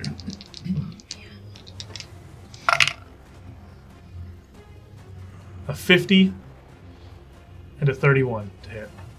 Okay, well, one definitely crits and one definitely doesn't hit. Very feast and famine Right. on those 2 rolls. This one the 50 is actually a 46. Is that still a crit? Ooh! Does not hit because I have my shield right. Doesn't crit, regular hit. Oh, it does. Yeah, it doesn't Okay. crit. That doesn't crit. Yes. 46. That's awesome. Yes. Right nose. I'm an idiot. What? I forgot about my runes on my armor. You will take 37 points of slashing damage, and you were bleeding. This Tatterman coming around the corner, coming out at the edge, the closer here at the north end. Just gonna look. How you look, MD? How you look right now? I am not bloodied. I look pretty bloodied. How's Adelmay look?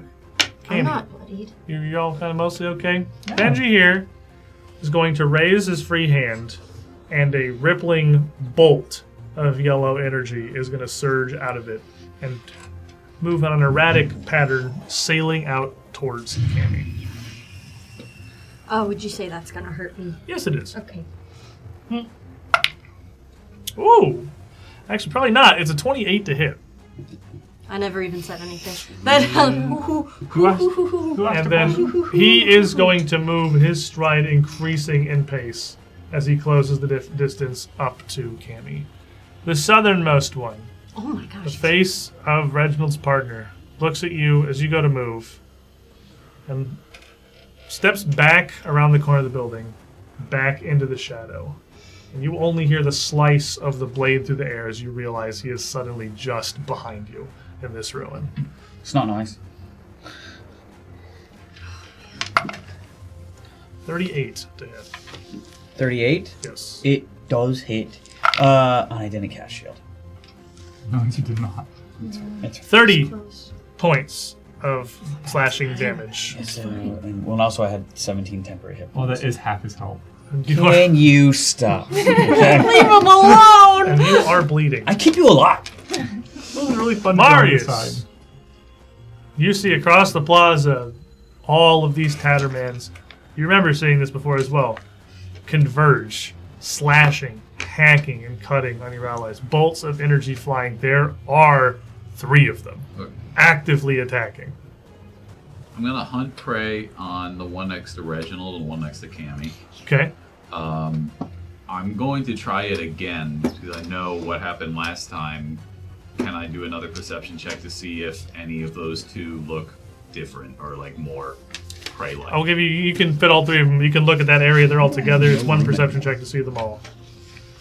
Give me something good. Who looks more like a prey animal? Yeah. Okay. Here we go. Here we go.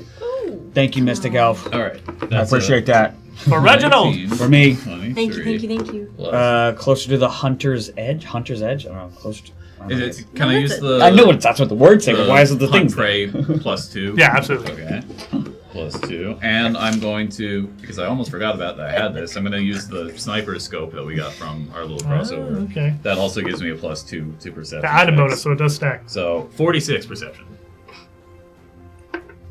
You don't see nothing. You can see of the 3 over there from this distance looking through the scope, the one bearing down on Reginald, the one wearing his partner's face, seems to be the real Tatterman. You can see, especially distorted a little bit by the curvature of this lens, that bit of editing around the edges of the shape of the one that looks like Edelme and the one that looks like Benji is a little more clear to you. There's some kind of illusions, but their blades and their magic seem to be very, very real. All right. And then you flinch, a sound behind you, turn around and see your shadow detached from you entirely. Standing out on the edge of the shadow you're hiding behind, like it's on the roof above you, and you whip and loose an arrow up for your last action. You are now frightened 1. Good turn, Marius. Yeah, I was gonna. MD. Holy cow! That's a really powerful. Okay, so, I'm sorry, Cammy, and I'm gonna vault over to the one that Reginald fighting Reginald. What? What'd I do? Leave her with Benji. Yeah, and then this is. I killed her once. I can kill her again, and I'm just gonna double slice at her. Oh gosh, I mean it makes sense. Keep going. Razor, regular knife. Regular knife rolled a 19. The razor rolled a 16. Ooh. So that would be my a gosh. 49 and a 46. Both of those have Yeah, that's what Plus the, 2. that's what Flat, because he's still. flat-footed. 3 things. First, get his tattered ass, MD, from Gary in the chat. Second, flat-footed, a 46 and a 49, both crit. Come on, Colby! Oh my gosh. He's on fire. Like I said, I killed her once. I'll do it again. MD, my boy. Okay. You think this is our boss battle? This is your boss My battle. personal demon. There was a reason he attacked me first. Alright, so first attack will be 5, 10, 14, 15, 16, 20, 23, plus my 10, 33, plus her 6, 39, 39, plus her 5, 44, 44, 88, 88. 88. Wow. The second hit. The second hit, it's just Rogue stuff is a happening. handful of D4 without the sneak attack. So 3, 6, 8 plus my 10 is 18, plus her 6 is 24, plus her 5 is 29. Good job. Yeah. We're in this right now. 117 damage. So just 2 absolutely savage strikes. No, because that's not even doubled yet. that was the 117. I didn't double the 20. The 29 wasn't doubled. the 29 out of the 29. 117, 127, 137, 146. 146 damage. We're getting to high level Pathfinder. This is high level Pathfinder. Wow. Prototype, Cammy, as you turn to face these figures approaching you, Benji, razor raised, gone in smoke. Edelme approaching, razor held low, this little grin on her face. I never cared. It didn't even work. Raises her hand and just gone in smoke. MD, what happens? Holy crap. Well, first of all, the card that Gary gave me is called I'm Doing It Anyway. Holy crap. Oh my gosh. Thank you, Gary. Oh my damage. It's Oh my in the damage. 1 second, Reginald has the face of his old partner bearing down on him. The next second, MD is just on top of her, stabbing again and again and again and again and again. Like, she won't stay dead, Reginald. And you, Oh. for the first time, the Tatterman stumbled a bit a couple of hits ago, but now It's fear you in knock my him voice. to the ground. You knock him to the ground and are just ripping into him with this dagger and his own razor. He loses the form of the face of Reginald's partner. It returns, bandages still pulled up, the full face of the Tatterman. Where eyes should be just an expanse of flesh across the top of his face. Nothing but that nose poking through where the bandages would be, and this mouth ripped open by this series of blades. Jesus, you guys do so much damage now. You Thank you. He Rip. did. He did. the Tatterman to I didn't tatters. do anything. What? Mario's in the corner, is no longer frightened. Shadow looks fine. You stand over him here. This body, you've killed him, well, before. You fought him back in Briarstone Asylum. You slew him and found yourself awake out of that nightmare that you were in. And now here, in Carcosa, he told you something. Before you fought, he told you all something. You came to the only place where he can kill you. But that also applies to him. Carcosa is the only place where the Tatterman can truly die. He, too, is bound to this realm. This incredible yellow light from the sun, or the moon, it looks like a sun, almost all at once pales. You feel your adrenaline slowly starting to recede, replaced by the sharp pain of his blades. As you look around at Prototype and Cammy back there, just alone, under this barely shade at this point. Marius coming out from the building behind, bow still raised. For any other threat there may be. Sandalus's body still laying in the middle of the courtyard.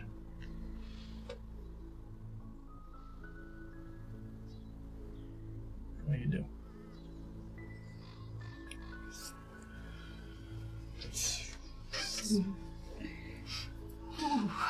This all makes sense. I guess if this is where we could die, I guess. Reginald is starting to ramble. I grab him and pull him towards the shade that Cammy and Prototype are in. Just like toss him over there. I don't trust it. You don't trust what? We're still here. Alright, so you're all the way across. Are you coming toward them or are you watching from a distance? I think Marius is also going to shout, "Are there any more of them? Do you think he's gone?" Oh, I didn't know don't where think he so. went. His body is there. He did not poof into smoke. He did not disappear. I think technically I would still have like hunt prey. So could I Just just like if it persists continue to through death, listen, then yeah. listen to see Is if I this hear dark? any other signs or anything like that. Oh, does somebody want to get that? I guess, kind of motioning over to my little, like, well of, like, special healing. It's got 5 charges of 4d8 in there. Oh. So, if you want to hop, Might as Those well. little glowing beacons I in the middle of the guess- street. I'll sneak over real quick and, like, You over touch get it. myself a hit. Go, take a little 4d8. Anyone else going to touch the little 4d8 I'll fountain? go touch the Reginald, 48. go You touch should the go 48 touch fountain. it. Sure. Prototype MD. Where's the I'll other go D8? touch You it. can touch you roll 48 for fountain. everybody? Prototype, Yeah. go touch 48 I mean, I fountain. can, or you guys I don't know. How about we like... I'm only Go missing touch it. 13. We're all touching it. Might as well go touch it. I mean, Well, everyone's look doing at it. touching it. If I look Why around... can't Marius I watches find and the- sheds a tear. You can't touch it anyway. It wouldn't hurt you. Fear of missing out. Alright, I Everyone touch it point left. once. For my touch, it's 13 plus the 5, so 18 for my touch. Who wants a touch? Okay. 48. You want to? I think everyone's getting a nice little touch. 4d8. Everyone's getting a touch. Okay, Yeah. so it's 11. 11 Roll. for her touch. Do you want me to roll mine or you want to roll it for me? What You can roll it. Go ahead. You roll. Okay, It's your thing. You roll. You roll. I got Hey. 13. I Doesn't rolled matter. really high on yours. It actually is a complete waste because I only need to get up to 13. I'm like down 13. I rolled so high on. Well, I know. You all come out here, touch this Marius. You're kind of watching them. Obviously, all somewhat on edge. Marius looking through the scope, waiting for It's okay. something. You see the group of them, the well, the building behind them casting down a little shade they'd huddled in, the tower on Briarstone Island, and the moon in the distance. The moon looking now perfectly set, almost as if that little tower was just holding it. Like the very moon itself was balanced on the top of this stone structure. A group of you, a little healed, turn back and see this same sight. This sight you've seen in dreams before. This pseudo Rushmore you've all been in. You look up and see most of the yellow light fade from this moon to a pale and simple white. Most? Did you say most? No, the moon's got a little yellow to it naturally. It's not like Is it Go black and white. What's Vandalus doing? Clinton? Sit. I've never felt so lost. as you look, you hear a sound, scrabbling of flesh on stone. It's the body of the Tatterman, almost next to all of you, other Marius here, thrashes, twitches amongst the rubble and the scree. His limbs jerking almost erratically, his head turning and twisting about on his shoulders.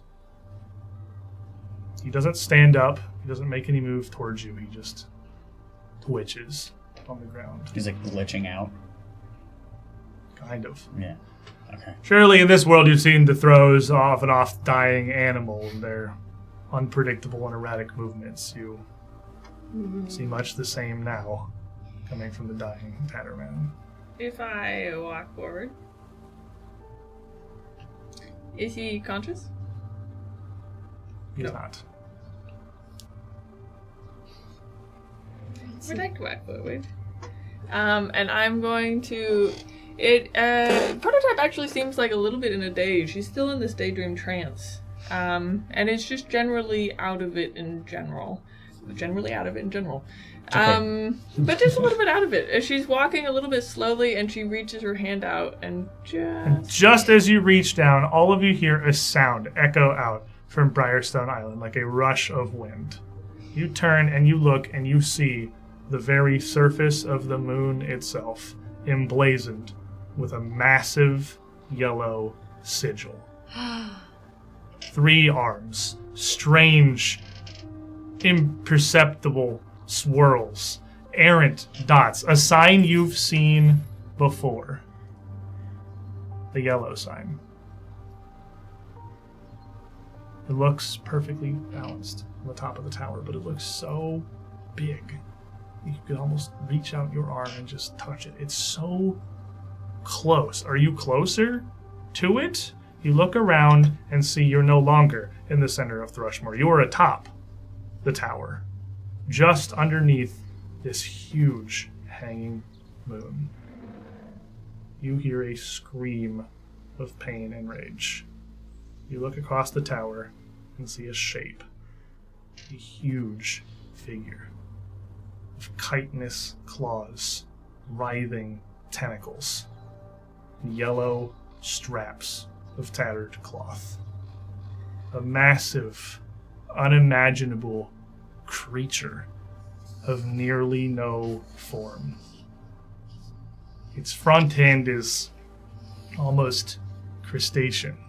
These 2 enormous claws on either side of its body, held up on a slug-like center, oozing some kind of thick muck. The front of it, shaped almost like a screaming face, a maw of pointed teeth, and just a void where eyes would be, covered in wraps.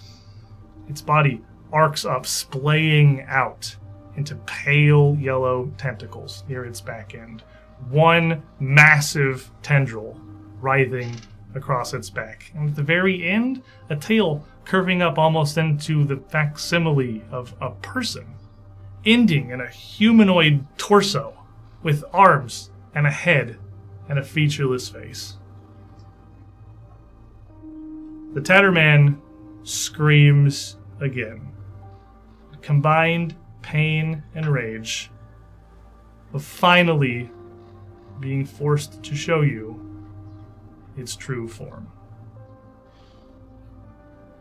It's here. Maybe we'll take our midstream break. Midstream? Oh, late. We'll stand up, stretch our legs, run to the bathroom, get some drinks, grab some snacks. I gotta call my therapist. Don't go too far, everybody. I've had to pee for 10 minutes. We will be right back. There's a cue. There's a cue.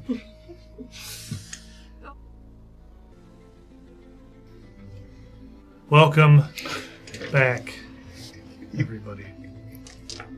As we left off, having stricken down Tatterman, after a brief moment of peace, we found ourselves inexplicably atop the tower on Briarstone Island, faced with a huge moon, bursting with the yellow light of the yellow sign across its surface, and a hulking creature, an eldritch abomination with the barest features of the Tatterman's face across the tower from us. As each of you stand huddled together at the far end of the tower, let's go back around the table and reintroduce ourselves before we roll initiative. I'm Marcus. I play Marius, the Gold Dwarf Ranger. Hello, I'm Bryn. I am playing a prototype, our automaton inventee. I'm Colby. I play MD, our full-blooded orc rogue. I'm Sully, and I play Cammy, itty bitty gnomish witch at home in Carcosa. My name is Brett, and I play Reginald Sagacious Fox, and I'm an investigator. I feel like we just did very straight. That's a very serious introduction. Yeah, we did very A serious. little spooked. Yeah. About a minute has passed. Effects like heroism with long durations would still be up. Marcus, I'm going to let you keep the hero point card. You guys, I'm going to consider this the same combat. After a minute, things like overdrive and stoke the heart would need to be reapplied, as would hunt prey, because this is a new target. Everybody roll me some initiative. But before you even do that, before you even react, this scream, this cry of pain from this distorted, bloated Tatterman is followed up by a voice. All of you hear in your head. It's in a language you don't understand, and yet you do. Genus in flavor ascendit. The Yellow King rises. Everybody make a will save. And we don't have reactions. You do not. Yeah. So, but since I am in a daydream trance, I'm kind of only technically really aware.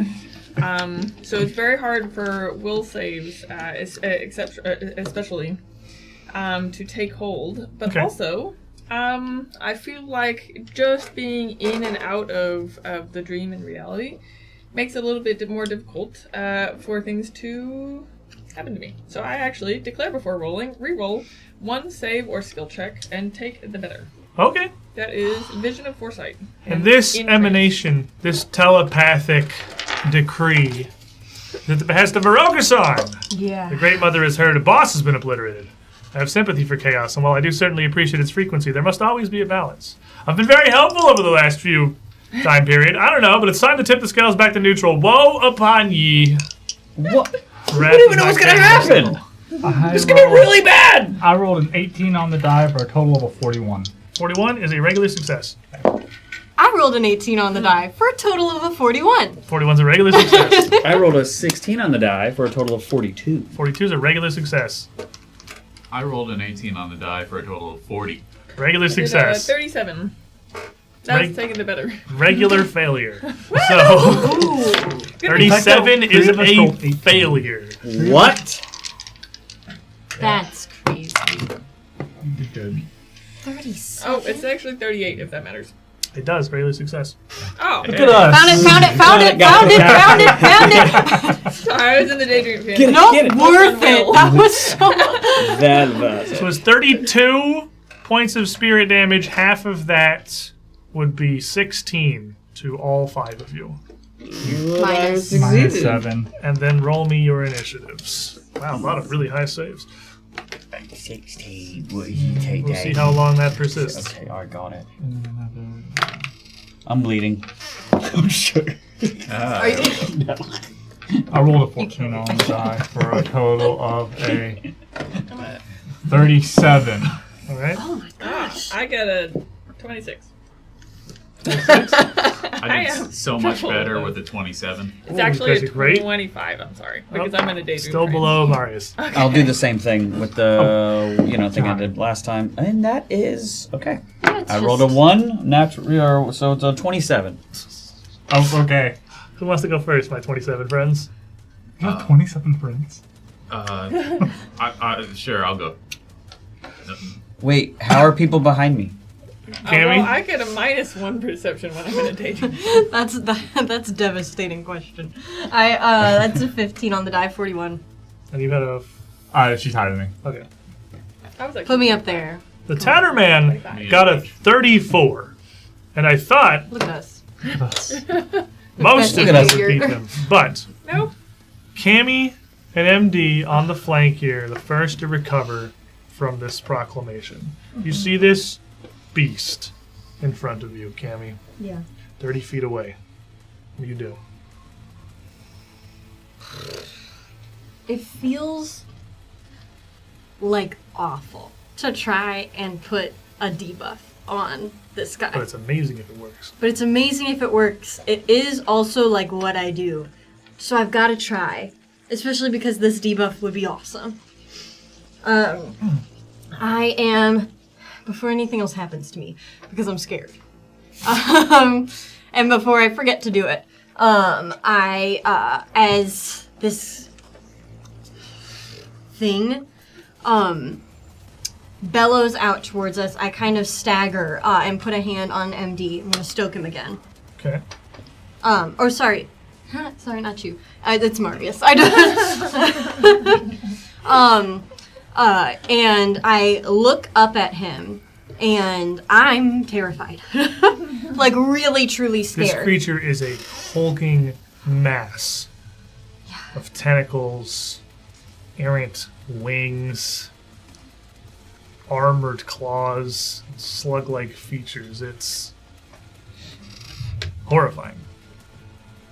I look up towards him, and in trying to feign bravery, with a shaky voice, I say, "You don't have to do this. This is warrior's regret." Okay. What kind of save is that?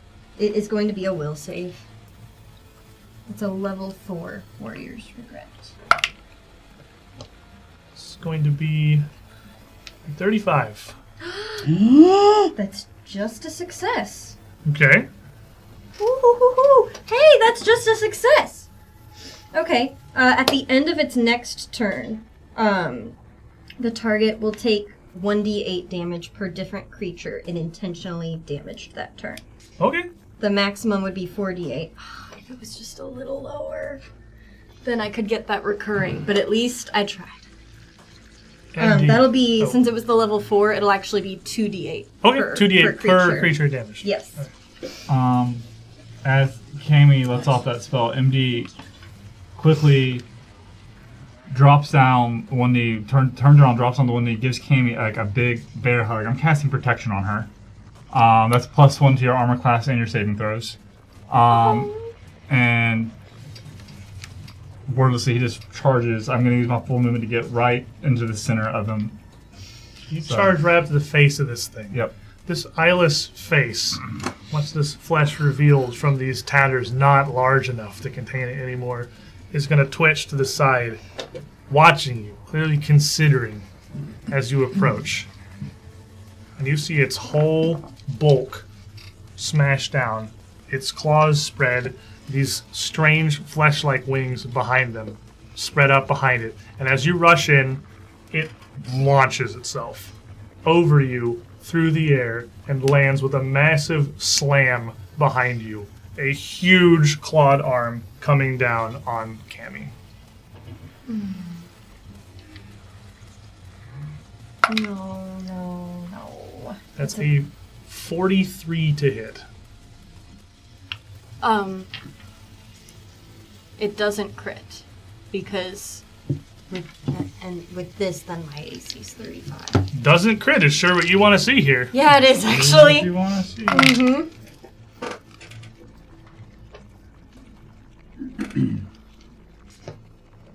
68 points of bludgeoning damage. And as she takes that damage, I'm going to. MD is locked in, as the kids say. He's focused, and it hasn't happened in a while. But like this, there's the fear of this welling up inside of him, and the fear of Cammy getting hurt, and like his dedication to protecting her, like the emotional backlash of everything that's happening hits Cammy full force. I'm going to use my catharsis magic from the dedication. She's my emotional focus. She gets temporary hit points equal to half my level rounded up as she takes the damage. So 68 going to be reduced by 7, so 7. 61. 61 and by another 7. 54. Yeah. 54 points of bludgeoning damage, and this claw hits with an incredible amount of force, shattering through the stone at the top of the tower, knocking Cammy prone. Oh my god. And Marius, make a reflex save. Okay, that's a 36. 36 is a regular success. You just Critical barely success. dive out of the way of also being caught under this claw. The attack is so massive, it almost hits you as well. Oh wow. But just as you dive aside, you see this huge tendril on the back of the Tatterman whip forward and slap down, covering a 15-foot cone across Prototype, Reginald, and Marius. Just all you make reflex saves. Reflex saves. All of us? Not you're not in this cone. The three of them that are getting hit. That doesn't count. Okay. 47. That wouldn't have been bad. 47 on a reflex save. Yeah, it's a critical success. Prototype dives out of the way. 35. 35 is a failure. It's also a 35. 35 is a failure. But can mine not be a failure? Nope. Okay. It never Doesn't hurt hurts to to ask. ask. Doesn't hurt to ask. Can you put the tentacles on? You don't like to hear him say, "Can you put the tentacle down?" Put the tentacle down. Whoa, that's trippy. Hope you don't get me sick. 51 points of bludgeoning damage to the two that failed. Oh man. As it lands, you will also take 12 points of acid splash damage from this thick mucus being splashed off of it. You will still take that. Total of Prototype. 63? Adelmay, you will as well. 12? 12 points of acid splash damage. So 63 total to the two that failed. So 5. The back of this creature, this strange facsimile of a being where the tail of this massive slug-like body turns into a torso with arms and a head with no face, raises up both of its arms and incants out something, Phantasma Dolor. And a wave of magic settles upon MD. Make me a will save. Light work. 17 on the die. Yep. So plus 23 would be 40. Regular success. This is so scary.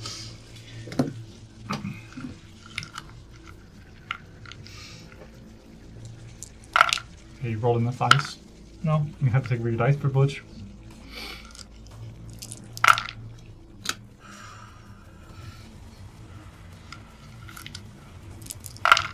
Please hold. It doesn't stop. You take 44 points of mental damage. All that dice. Good thing you succeeded. Yeah. That's, yeah, on a success. 44 points of mental damage.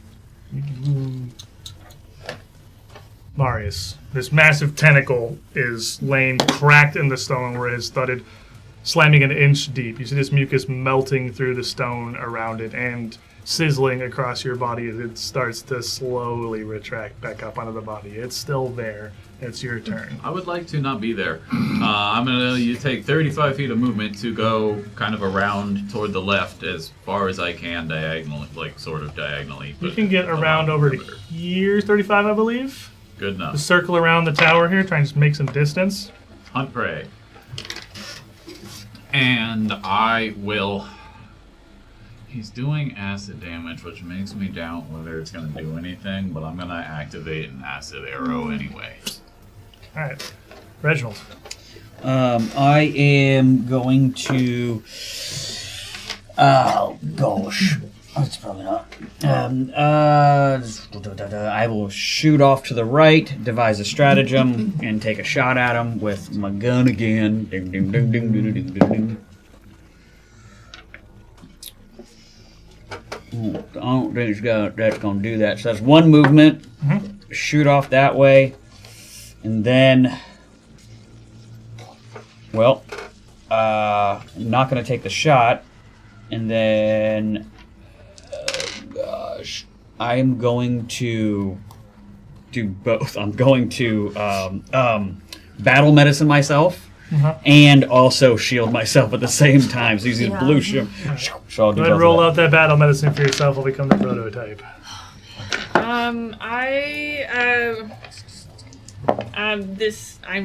Just narrowly avoid just like. Still get a little sprayed. Just a little sprayed. Not a huge fan of this. I'm going to immediately kind of shake out of just seeing like this is kind of an alarming moment of my life. And I'm going to basically just shudder in and out of existence just for safety. And I'm going to try and overdrive, which is I just barely succeeded, guys. Just one over failing. Oh my gosh, that's what you need. You so need I succeeding. did overdrive. Okay, that's good. I did not crit this time, but I did succeed. And then I'm going to try and. As his hand goes, as is one of these like mighty claws, kind of comes into like my range. I'm going to basically dig my nails under his claws, and so that if he does another slam, it's not as comfortable for him.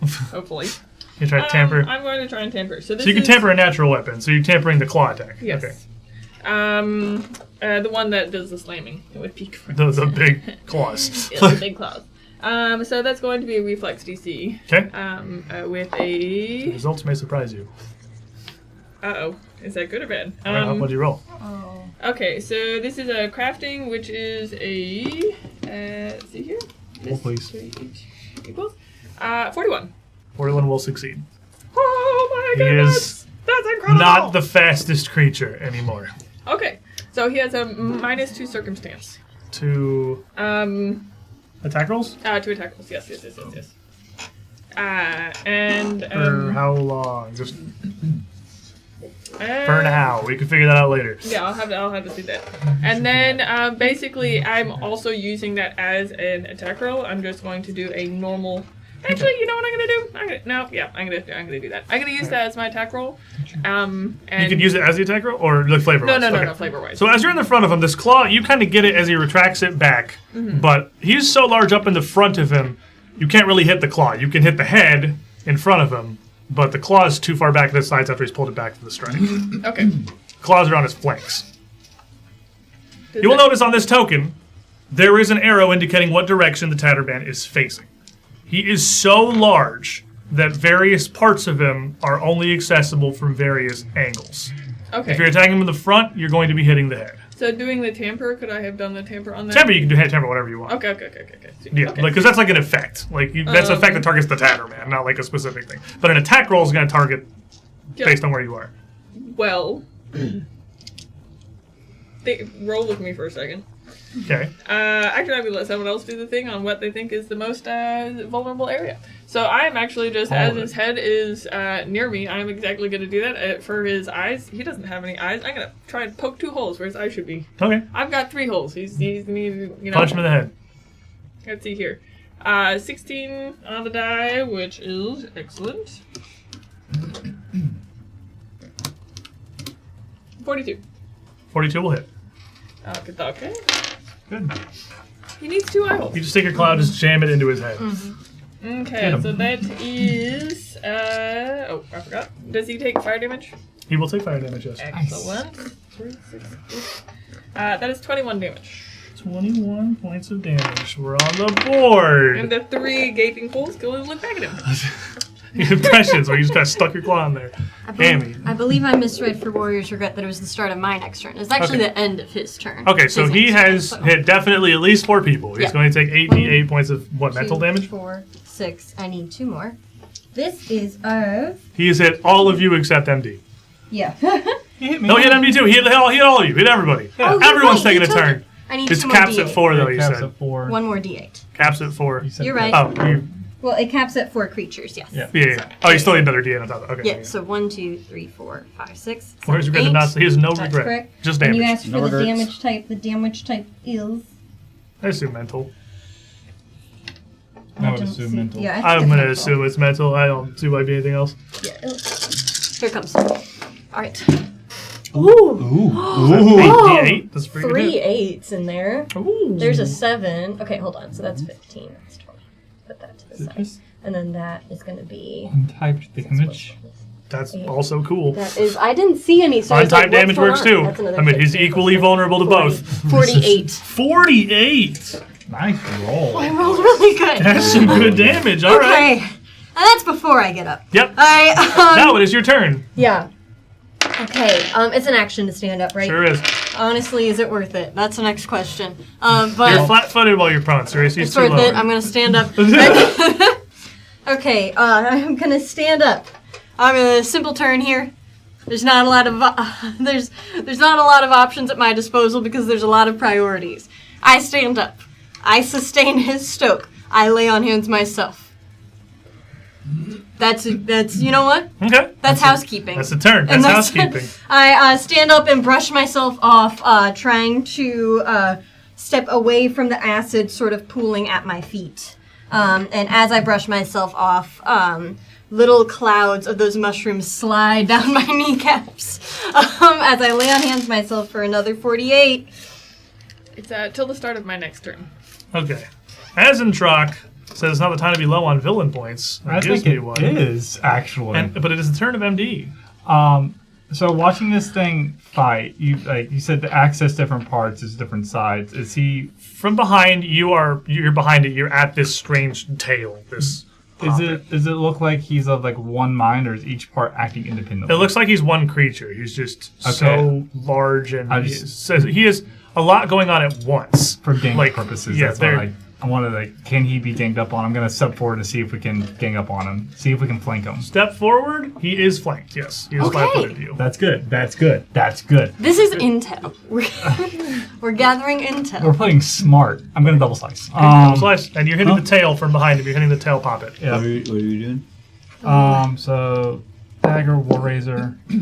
The dagger got a total of a 42. The war razor got a total of a 48. 42 will hit. 48 will crit. So the dagger will get the sneak attack damage. Can you be sneak attacked? You sure can. Okay. See, that's good for us. That's good for me and you.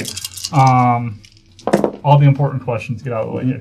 6, 10, 11, 12, 15, 17, 27 times 2 is 54.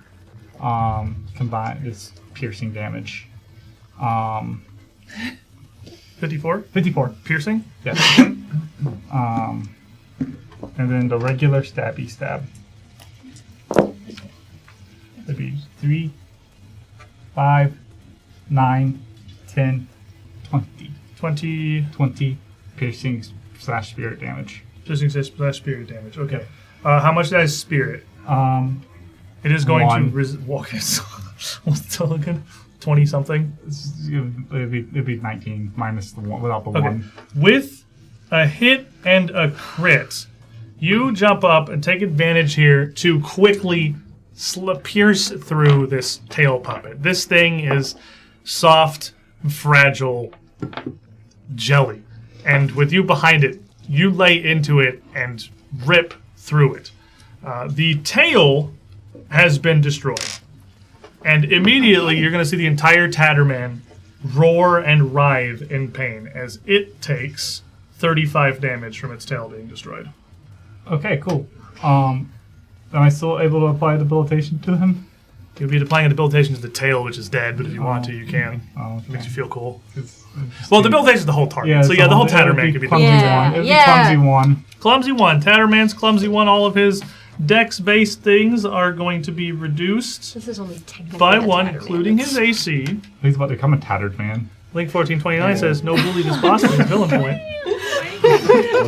His tail droops, this poppet slapping, oozing a thick, almost milky liquid rather than blood as it just drags across the ground Like a poinsettia. as the Tatterman moves. The Tatterman pulls the tentacle back up on top of itself and is going to scamper over towards Reginald. Turning around as it does, dragging this tail right up towards you to keep itself facing the bulk of the party. Its two claws are going to brace on the ground, and out from the head comes a voice. And the tower explodes. What? Everybody except Reginald make a will save. Except Reginald. Reginald's not in range. He's behind him. The tower in front of him explodes. Oh, cool, man. No, I can help you guys later. This came from my good friend Gary. As I think of Gary, I think of better rolls. Inspires you to roll good or dice. It's a will I'm save. going to Will save.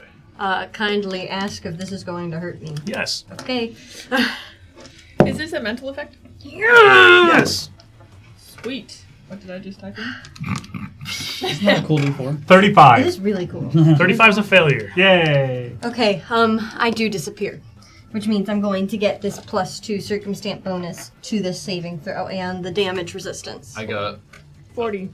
40 is a regular success. natural 20 for 42. Natural 20. Mari's like, Nice. Oh my gosh. Please don't look at me. So we have critical success, regular success, failure. Do we go all the way down the spectrum? 42. Regular success. Okay, so we got some regular I'm so successes close. in there.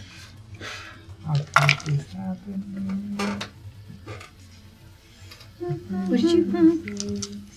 I failed. He's rolling a bunch of dice, too. What's your health at? I'm not bloody. Okay.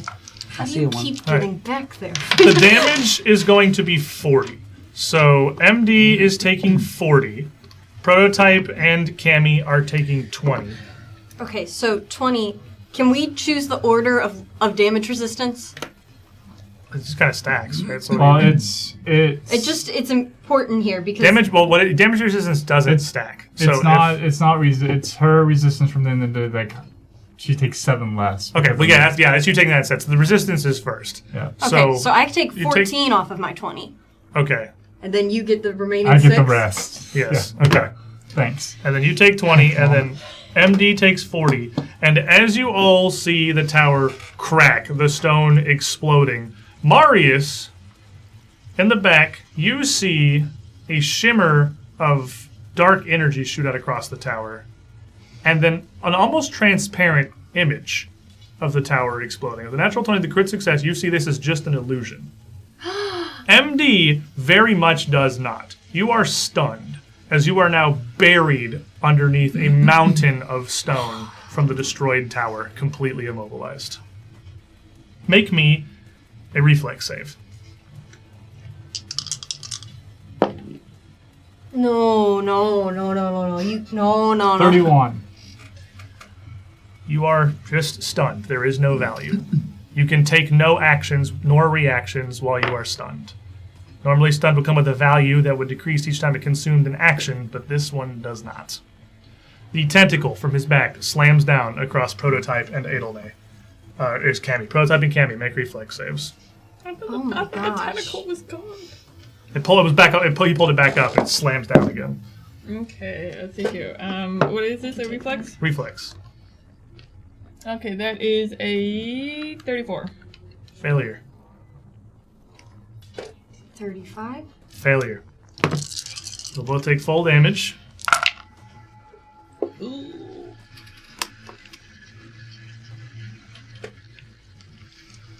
42 bludgeoning and 12 acid for 54 total damage to each of you. The tentacle now lays on the ground there. That will bring us to Marius. Now I'll wake you up. Does Where are you at? How's everyone looking? Well, I've been better. I'm That's for almost sure. bloodied. I can just say I'm bloodied. I'm there. I'm 2 above it. Prototype and Edelman looking. Terrible. I would say I'm almost bloodied. I'm at 94. My bloodied would be at 81. Is he So close? pretty close. I'm battered and bruised, but not bloodied I've yet. got like 30 health left. Ish, if I were to say. So On a scale of 1 to 100. On a scale of like 1 to a lot. does You're down to 30? Yeah, I don't know how I got there so fast, but yep. in this stunned state Oh my gosh. does MD look different? You see MD like laying on the ground, just on the ground, on the flat stone surface of the tower, clearly looking like he feels like he's fighting against some kind of restraints, but he's just laying there. This dark energy kind of coalesces over him, but it's very thin. It doesn't look like it's holding him down at all. If with the natural 20, it is clear to me that an illusion happened. Critical success, you Then see that it's just an illusion. Yeah. I think I'd shout, it's just an illusion. Whatever you are seeing is not real. That'll give you a bonus towards your will save if you want to disbelieve it. Yay. And that's All right. one action to point that out. Okay. And now I'm going to shoot my 2 arrows with my elemental one first. You're in front of him, so we're hitting him right in the face. Okay. 15, 42. 42 will hit. All right, let's go for the second. That's probably not. 24, 34. 34 is definitely not. No. Okay, but at least the elemental one hit. So I get all this. That's low. 5, 9, 10, plus 13, and then it's 6 for Stoke. 5 for Stoke. 5 to your damage. 18, 29. 29? Okay.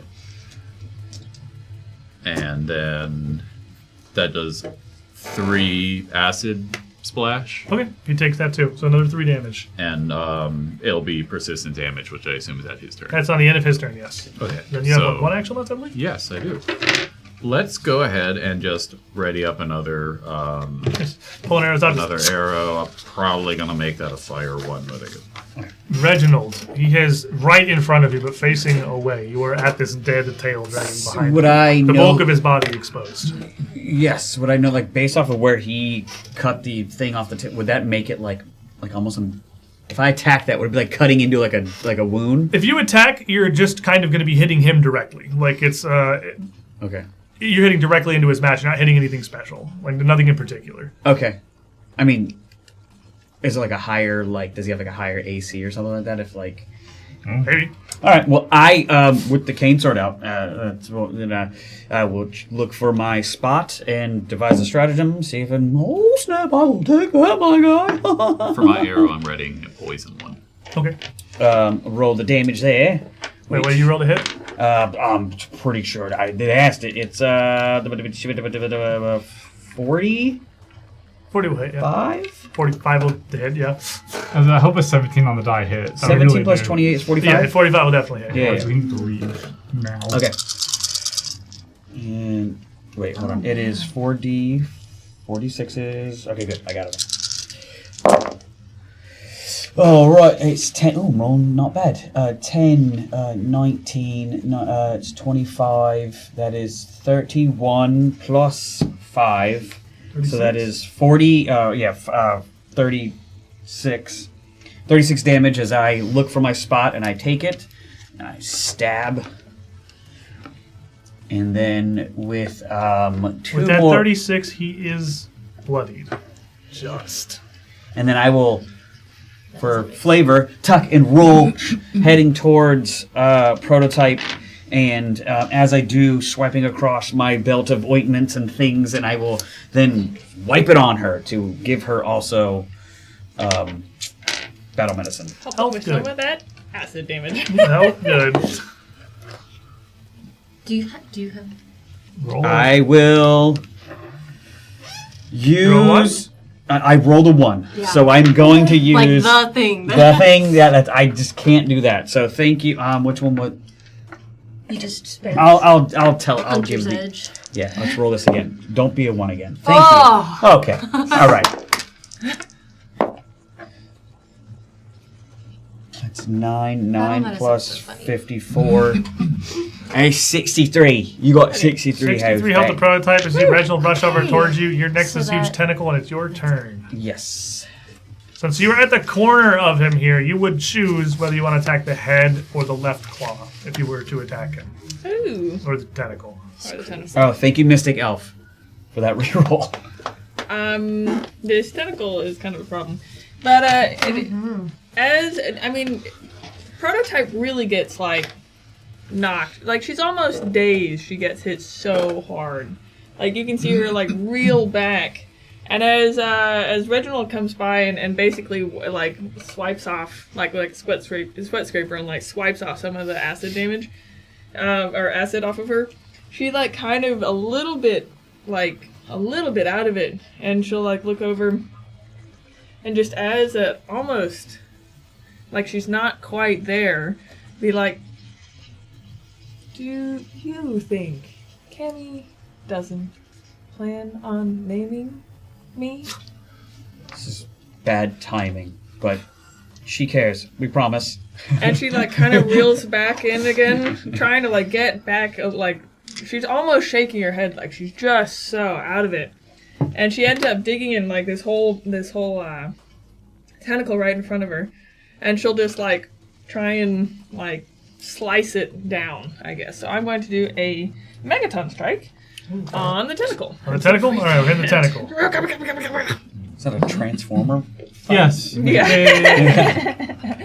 It's Megatron. Okay. It's the Megatron. leader- It's Yes, the leader of the Megaton. Deceptibots. Let's see, heal. Don't have enough action. I don't either. Okay, so that's actually a 40.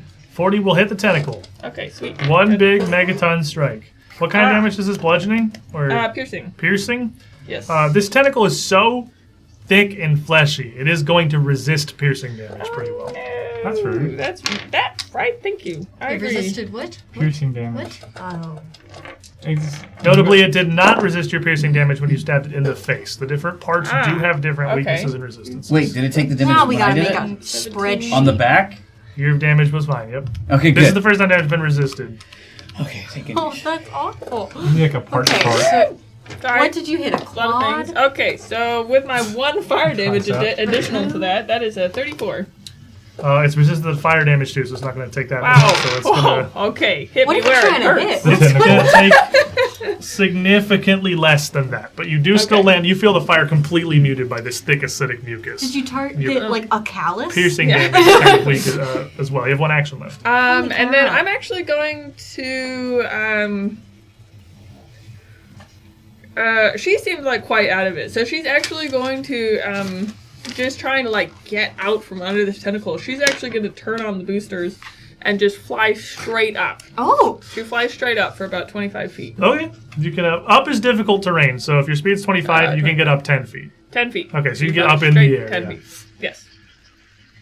That brings us to Cammy.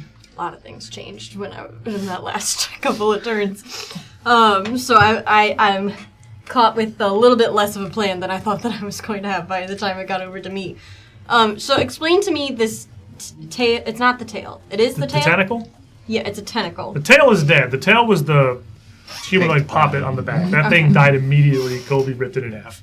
Good. 2 crit in the head, tore it It apart. casts a spell at me. That scares me. This thing which looks like a tail but is not. It is a tentacle. Big tentacle. Okay. So am I like, I know it's on my space. Am I caught in it? No, you can move around it freely, but like as it is slammed down, you can now go around it. It'd be like difficult terrain to move over it. But it's the thing that's giving me a lot of extra damage. thing here. that is slapping you a bunch. Yeah.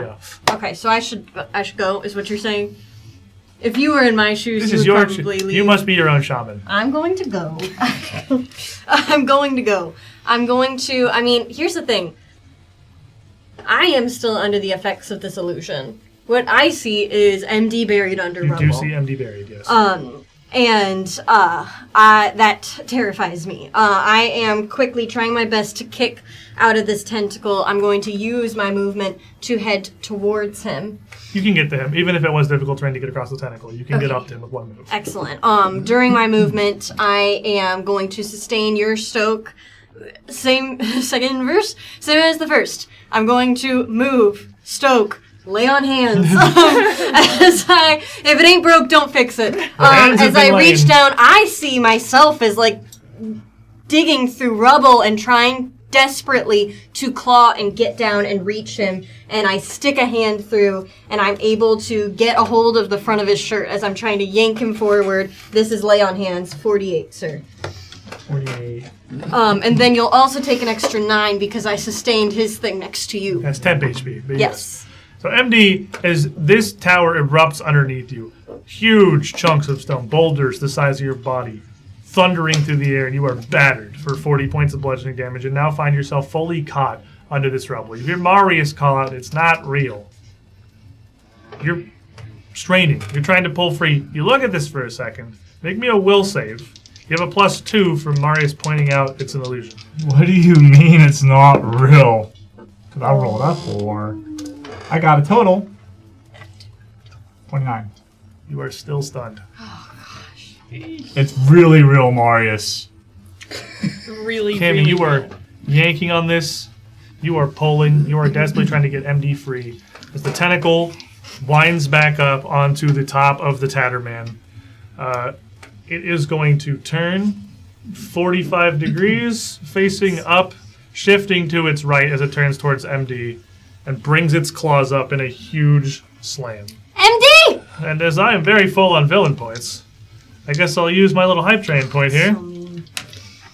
Keep your name always down. Claw, slam on MD. Hey, you got 2 AC from, you're not mechanically prone, so you just, you're stunned. So you have 2 AC from lay on hands. Mentally prone. Mentally prone. It's going to be a 56 to hit. Oh, so as the hit hits, MD is in rubble, and this massive blow comes down on top of him. His runes he has etched into his armor flare to life. As the magic tries to rebuff the hit, it doesn't. It's a crit. That is going to be a Oh my critical gosh, hit. dude. That's going to be 126 points of bludgeoning damage. Ow! Cammy, make a reflex save. Okay. I am at death's door. Can make a reflex Has save. it used multiple attacks? This would be it, right? I would at least have till. This will hurt.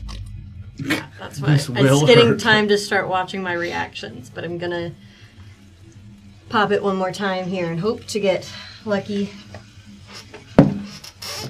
Okay, so I disappear. As I shield myself from the hit, I blip out of existence for a moment, granting me a small circumstance bonus and some hefty damage resistance. Okay. Now my you said reflex, Reflex, correct? yep. Okay, so You're far enough away, you can attempt to dive away from this huge claw coming down. MD's just getting the raw attack roll. okay, so then that's gonna be And MD needs help. Magical Pony 18, a hero point for MD. all right. Thank Oh, and then grand. Oh, total. It's fine. I saw it. It's a 39. Regular success, you'll take half. You take 31 points of bludgeoning damage. Okay, so 31. Right, I'm in decimals. The I claw accidentally hit that. smashes down to MD. A huge, ferocious slam. And again. Okay.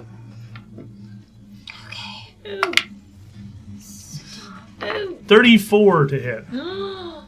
Does not. Does not. Cammy, make a reflex save.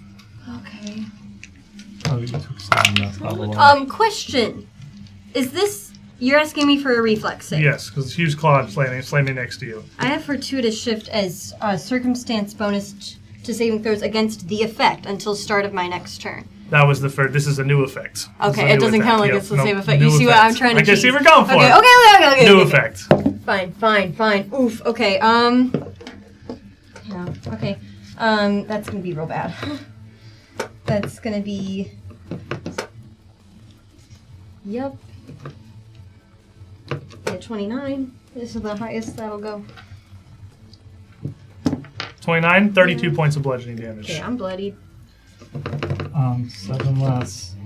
The Tatterman is going to then whip to the left, its head rearing up, mouth agape, towards Prototype, as something shoots out of it. It's a stinger. Erupting out from the Tatterman's mouth, a strange curved stinger, barbed along its whole length, juts towards you. Oh. Super. Natural 20 to hit. So that will probably crit. That one's gonna crit you. It was 31 on me, right? 32. 32. Yep. That's a lot. Oh gosh. It's gonna be 37 points of piercing damage. Okay. And as this thing shoots 37 through total? you.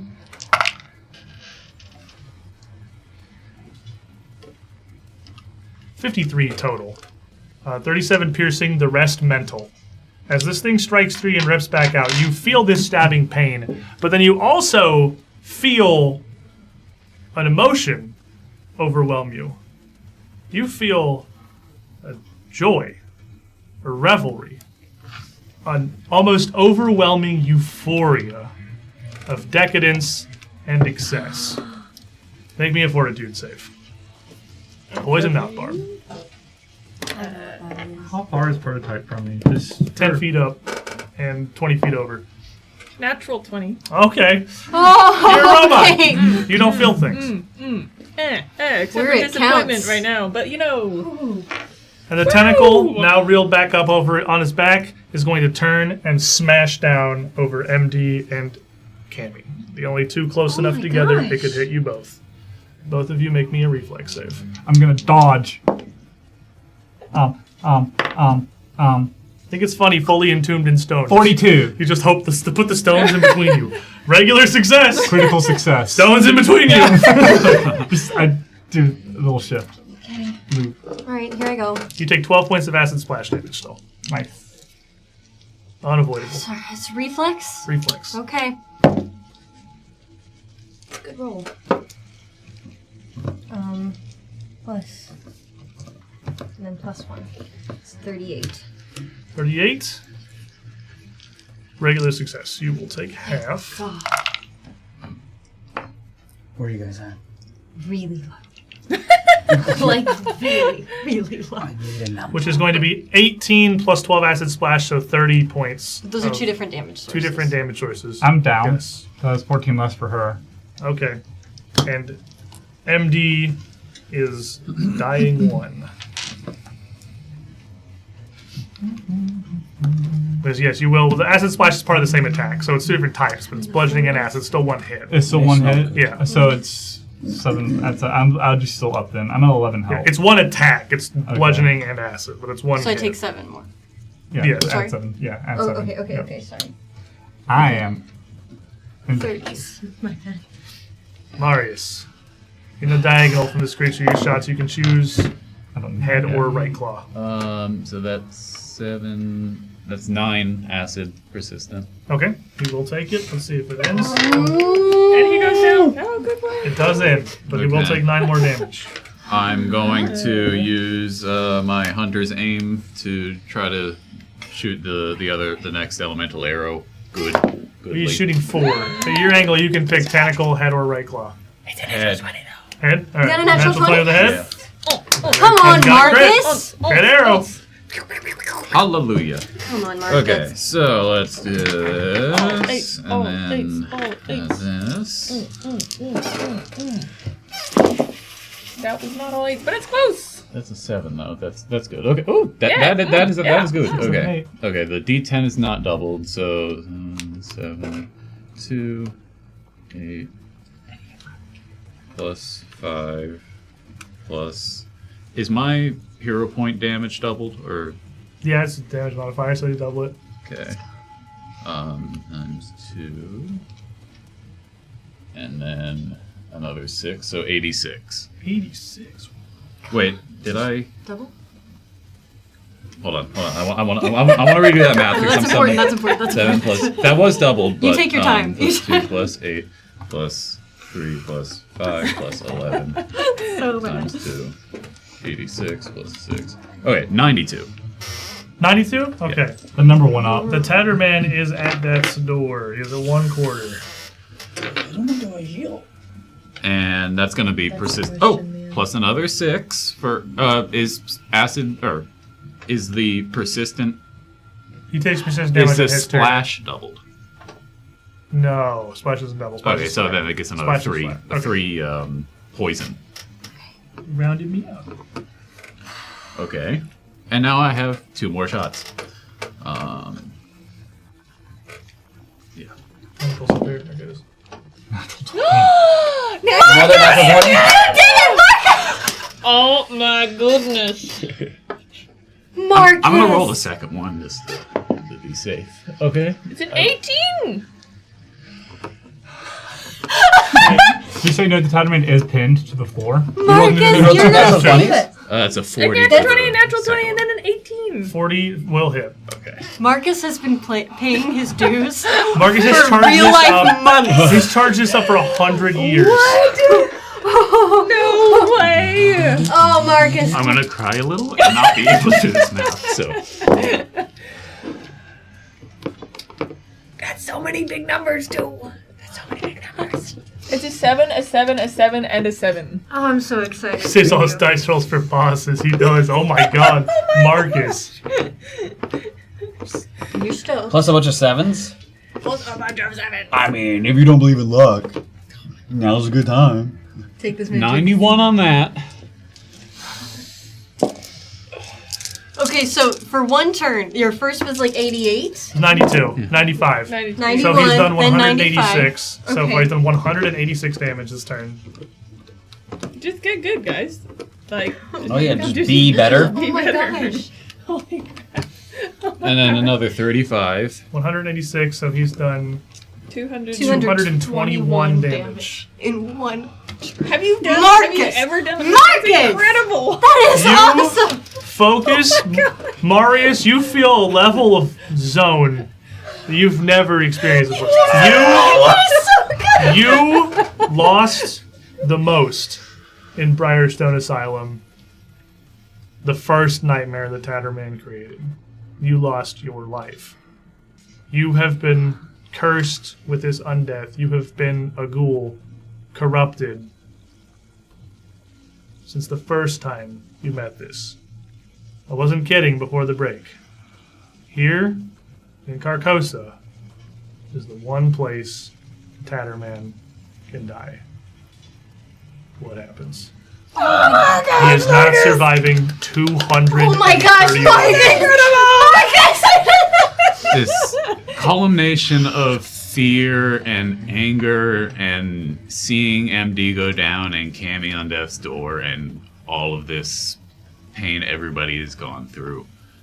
Plus that fear of what's about to happen, knowing that Marius was not supposed to be in a Carcosa right now. He zones in and just launches 3 arrows directly into his head. And I want to say knocks him back and possibly off the edge if that's flavor, but... You see, the Tatterman stumbles from this series of shots, trying to throw one of these claws up in the way as these arrows bury themselves one after another in this huge target. It recoils in pain, careening off the side of the tower. You hear a massive wing beat and a scream as the Tatterman flies back up the side, No. What? whirling around and shoots down like a meteor towards Marius. What? What do you mean? All of you watch as this massive bulk collides, smashing into the space where Marius once was. You see the Tatterman twitch and squirm. You see it stick its claws out, burying them into the stone, bracing itself as an eruption of pale yellow fungal tentacles erupt out from underneath it, forcing it back up. Yes. No! What? No, yes. No! Isn't that Marius? Wait, no, it's forcing the Tatterman. Forcing the Tatterman Yeah. back this is up Marius. off the stone. The baby's coming. The baby's coming. Cammy, you look at this. You see this incredible force. You look down at MD dying on the floor, kind of overwhelmed with pain for a moment. You close your eyes, and you feel a slap in your cheek. There's a voice, muffled. You can barely make it out. Cammy. Cammy! Wake up! Cammy, are you okay? Cammy! And you just repeated slap and slap and slap. You open your eyes to you being just shaken by Reese. What? Crouched over you, you look around and you see the room where you had performed the ritual or prototype to get here. You see MD. You see Marius. You see Reginald. All unconscious across the floor. Prototype collapsed in the middle. All the signs of the ritual you've done. All the candles, the ink, everything gone. Oh my God! Please! Reese? Oh! And she just grabs you and pulls you up in a huge hug. The rest of you slowly start to open your eyes and hear this. Oh my God! I didn't know what to do. I thought you were all gone. Oh my God! Where have you been? What happened? Oh my gosh. Are they? We need to get them up. She turns and she'll bolt over to MD as Reginald and Marius start stirring. Prototype still deactivated in the middle of the room. Just as you start to open your eyes, MD, you feel way harder than she slapped Cammy. A hard slap and a quick headbutt. Like just Oh, that's him. Oh, thank the gods. Oh. Where did you go? What happened? You've been gone for 4 days. Marius, leave. Marius, wake up. 4? 4? You disappeared. This wasn't like the ritual you did on the ship. You didn't fall asleep. You were gone. Did you say 4 days? 4 days. I swear to you, I was 2 hours from just leaving this place with Martin and trying to find our own way to. I don't even know what we were gonna do. Thank the gods you're all right. Marius, wake up! I'm just desperately, because the last thing I saw he was flattened. Marius, you wake up. Your memories of the end of this fight a little fuzzy. But you're here. Hopefully not too fuzzy, because that was a Marius?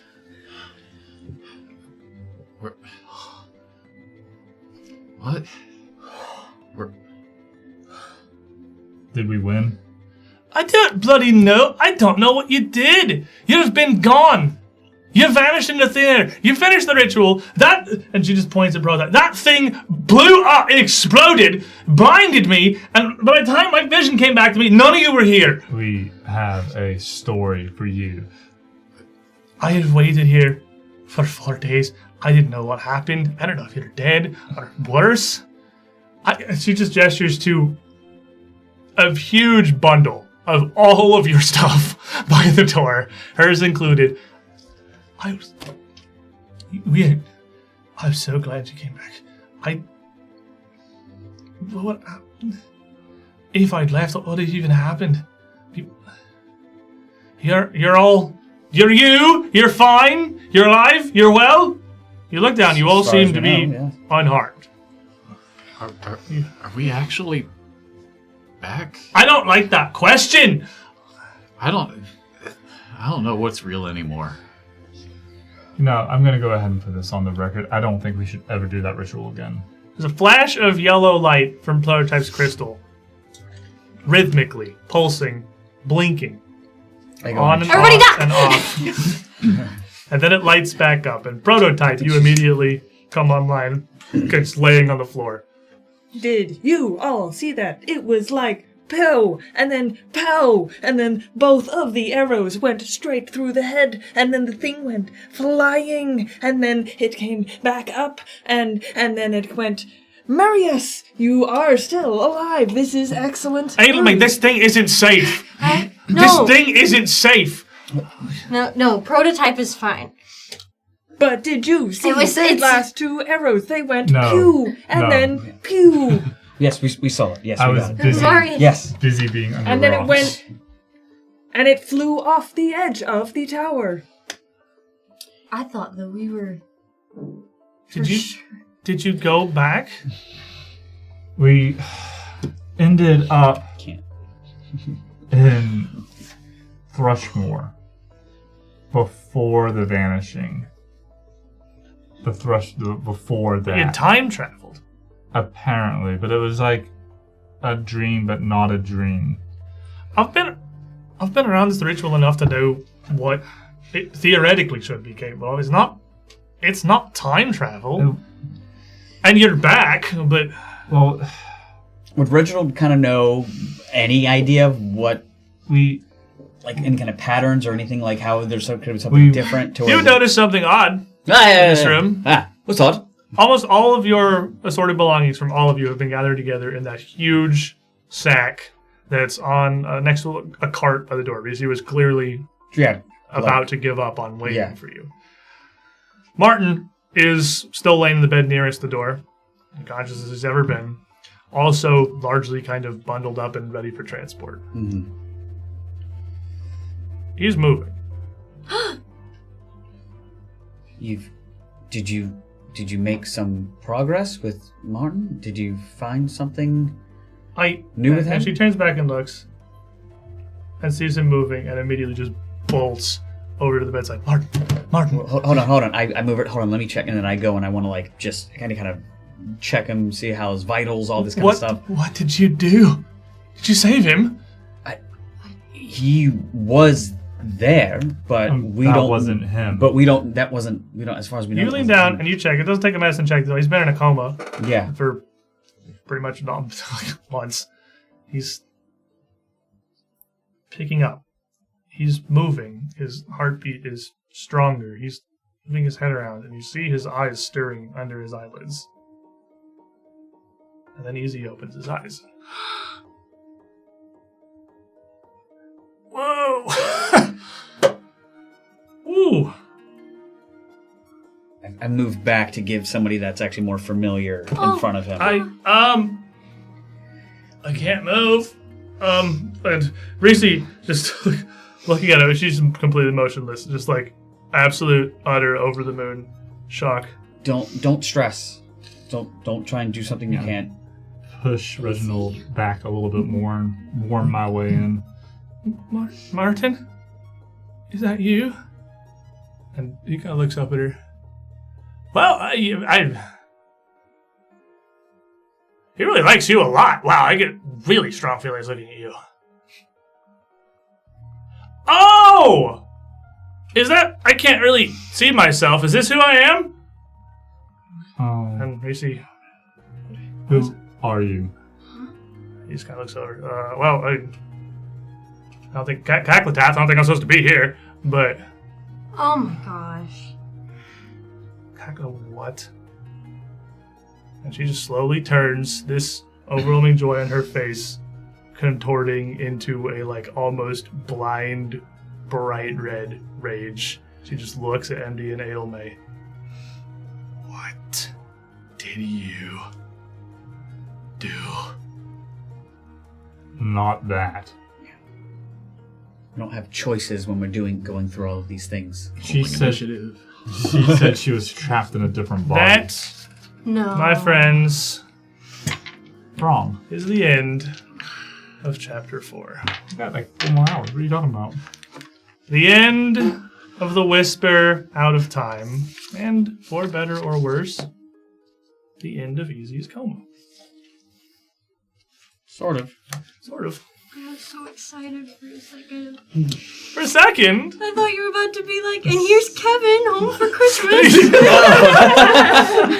Then he walks up from behind the thing and he did the whole time. It would have been funnier if he jumped out now just to say, gotcha! Just ran out the door and left. Oh my god. Wow. Marcus, you saved us. Marcus, We you were gonna saved die us. for sure. Prototype is going to be doing. But don't a worry, horrible reenactment things of might that happen forever. still. What? No. After nothing. all that, I guess we didn't need this after all. Oh, that's crazy. Oh my That is gosh. wild.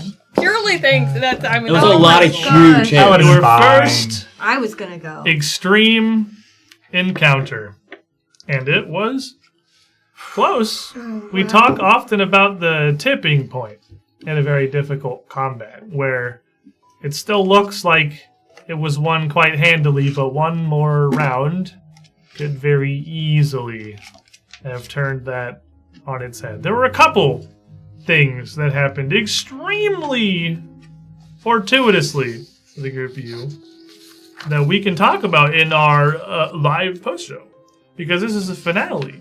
So instead of us logging the post show behind the Ko-fi and the Patreon, on the finales here, we like to stand up, take a second break, get some beverages, and then come sit back down and do it right here. Getting everybody included in the action. Talk about the episode, talk about the chapter. So don't go too far, everybody. We'll be right back with a debrief.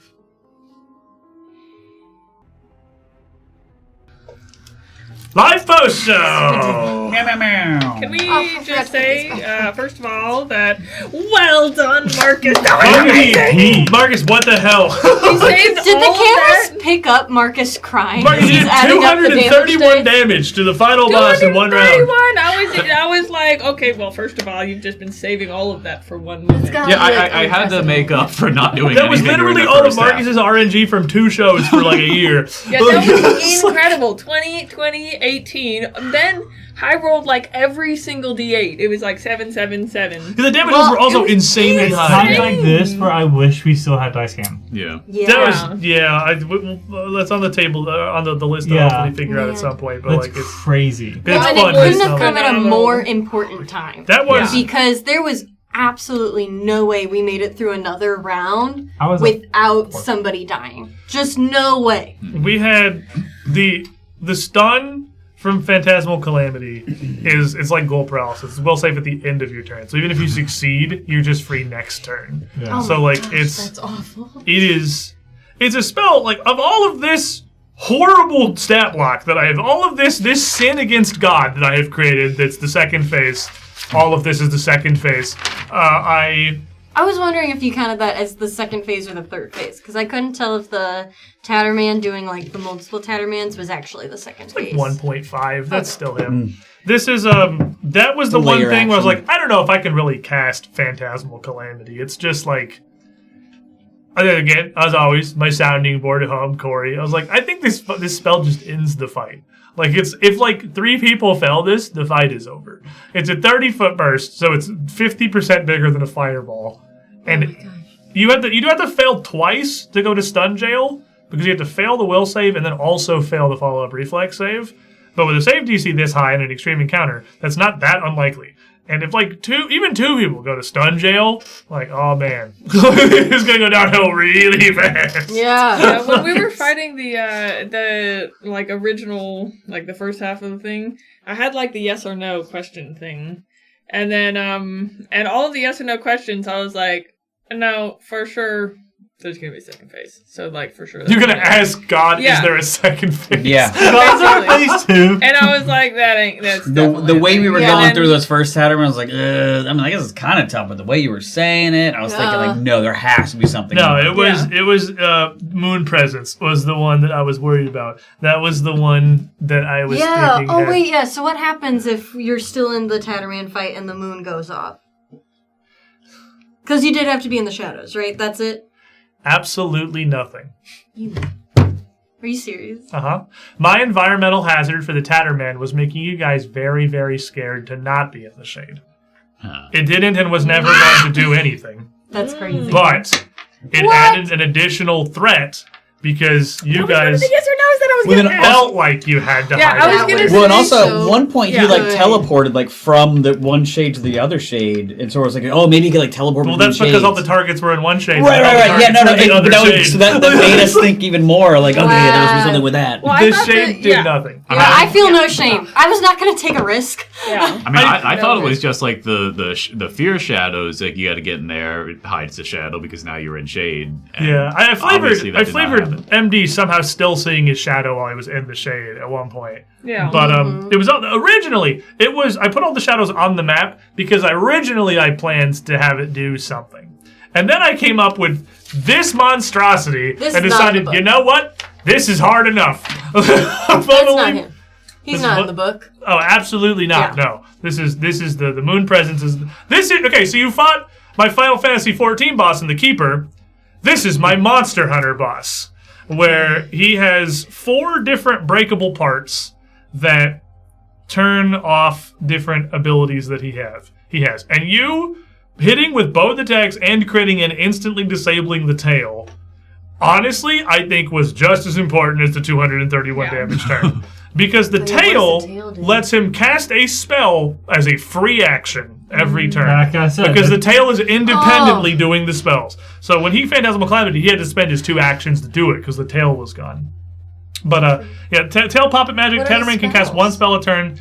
I mean, it has Phantasmal Calamity. Mm-hmm. It has 8th level Phantom Pain, which does like 40. I think it's statistically 40 damage on average, even on a success. And then you get sickened and the persistent damage if you fail. He has 3 9th level Flesh to Stones. He's that's awful. That's actually 3? awful. 3 9th level Flesh to Stones. He's got Divine Decree, which is the thing he did for free at the beginning, which is just 7d10 damage to everybody. And then he has 8th level Dispel Magic, which is just your effect is gone now. If he needed to just purge something off of himself or one of you. And the Puppet gets to cast one of those as a free action every turn. So there were 2 parts, the That's Puppet and the awful. Huge Tentacle, that were functionally giving him like an extra 2 action activity for free. Because that like 15-foot cone attack on any reasonable creature would be a 2 action attack. The Yeah. Tentacle Slam. That was one of the things I saved for the post show because I was really tempted to ask during the stream was how he was getting what appeared to be more than 3 actions. Because I also just don't know big level bosses. He had, well, it's because it's bullcrap. He had 3 actions. And he took 3 actions every turn. The first turn he moved, slammed, and knocked down Cammy. The second turn he moved over and had to hard cast the spell because the tail was gone already. The third turn he went slam, mouth strike, and that was all he got. Tail Poppet's a spell for free, and Huge Tentacle is also a free action. But he loses that if you break the tentacle. So he has 2 like pseudo separate creatures, 2 pseudo ads in the fight. It's the Chimera from Dragon's Dogma. That's Yes, all that is. it's You the kill Chimera from Dragon's Dogma. You kill the go-ahead first every single time. Ghost of Zon asks, why is it called a poppet, not a puppet? Yeah, everybody's very concerned about You're saying your- puppet. I saw that happening earlier. I'm saying puppet. It is puppet. It It's is puppet. P-O-P-B-E-T. Yeah. It's puppet. Oh. But Yeah. like, because a puppet's like a marionette, like a thing on strings. That's like a part of his body. It's like a puppet, like an effigy, like a weird Or little. you have to pop it because we It's popped like it. a It's a zip. divine icon. Like it's the thing he channels the magic through. I He see, had- I see. So he had the obvious breakable parts in the tail and the tentacle. The other 2 breakable parts were the claws. Because the claws do an absolutely comically insane amount of damage. It's 4d12 plus 42. It's absurd. It's significantly higher than a 20th level creature should do. It's significantly higher than a 24th level creature should do. It is a ginormous number. But when you break 1 claw, it stops being an AoE, and his attack modifier goes down by 2. And when you break both claws, he can't use that attack at all. He's losing entirely. So I figured he had 3 incredibly OP abilities with the claw attacks, the poppet free casting, and the tentacle slams, but all of them could be disabled by hitting the parts. So if Marius had not killed it that round, then It's going to be claw slamming anything it can hit multiple targets, so that would still have been you 2. Almost certainly would have pounded because you 2 I would have into almost had Like- to leave MD at that point. There would be, I'm actually causing him more hurt by standing next to him. Because it's too Which easy is to just like devastating ricochet from an off you, RP basically. perspective. Because I knew when I walked over there, I was just like, like, there's no, like, I'm gonna be hurting him more, but, like, you see him go down. Like, what are you supposed to, like... Yeah. There's no question what she does. Now, when she gets walloped, then it's like, okay, I have no choice. Because I had 2 reaction, like, reses. I have Breath of Life and Shock to the System. So when he dies, because he probably still does, I could keep him up. But nobody can do that for me when I go down. And I think I would have died, probably. My thought process is this is an overwhelmingly huge amount of damage that is... also in a situation where it's hard to heal each other because the claws mean you can't stay together. The claws and the tentacle both mean you can't stack up. So, like, you have to spread apart, which makes it exactly that. Makes it very difficult to pick people up when the obscene amounts of damage knock people down. That was the core concept of Moon Prison's Tatterman. I had an idea for whenever things were gonna possibly get down. I had a few ideas. I don't know if he can see through invisibility. He has true sight.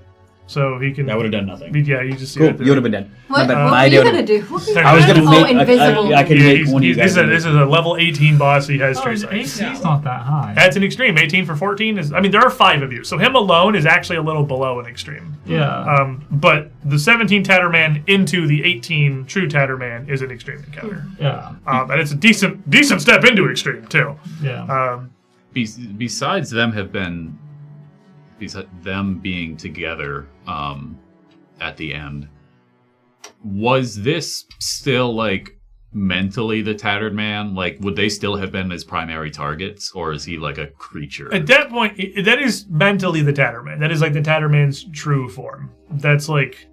I was really hoping at some point, when he was going through the faces of all these different people, someone would ask him, like, so it was this normal, like, is that your true form? At least we could say something kind of what I was trying to go with the name, but like quippy about like, you guys are so obsessed with true forms. You are lucky you've never seen my true essence. Because even the Tatterman that you don't have eyes. Even the Tatterman that you see is just a form that he takes to stop nightmares because it's humanoid. It's based on the people he's preying on to be a nightmare. He's like a demon, right? Like a giant demon. He is basically a demigod. He is like the right hand of Hester. See him die though. Yes. Yeah, noticed that. The truest Tatterman. Truer. Come back at the end of book 5. Truer Tatterman. It's supposed to be where we could kill him.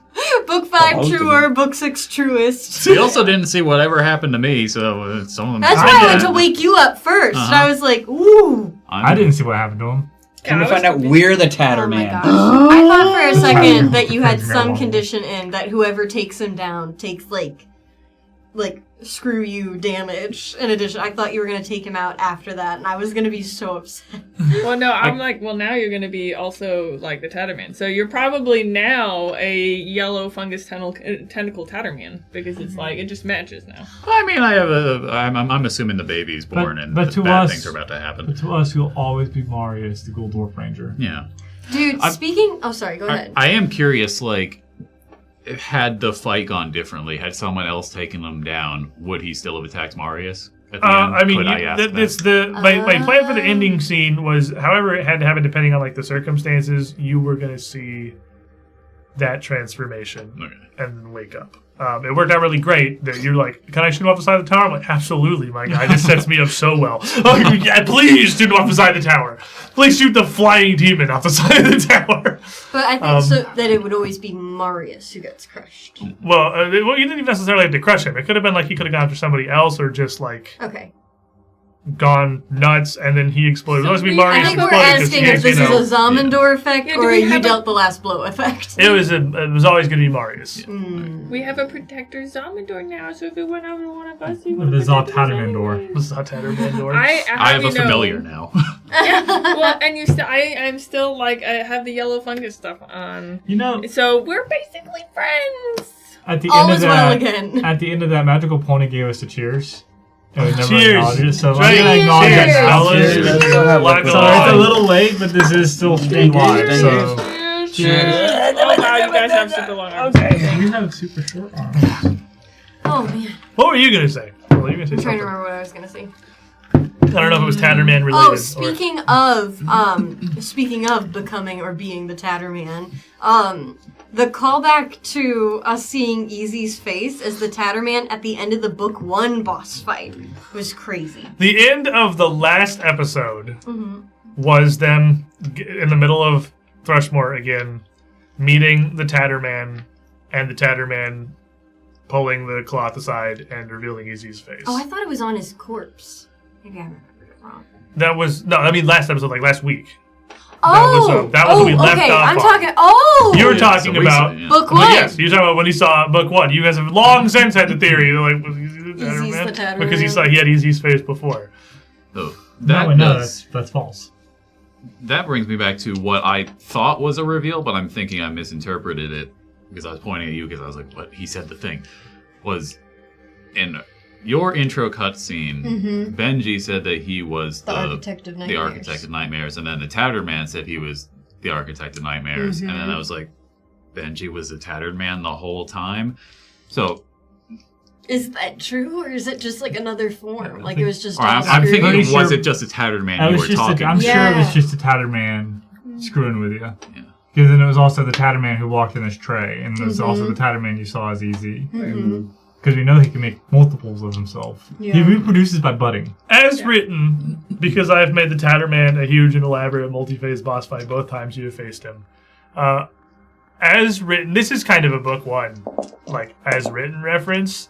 The Tatterman is literally like a doppelganger with a couple spells. That's the actual boss fight. Oh yeah, because that's like the whole thing. Is there's all those doppelgangers. Yeah, he's a super methed up doppelganger. That's what he is stats wise in book 1.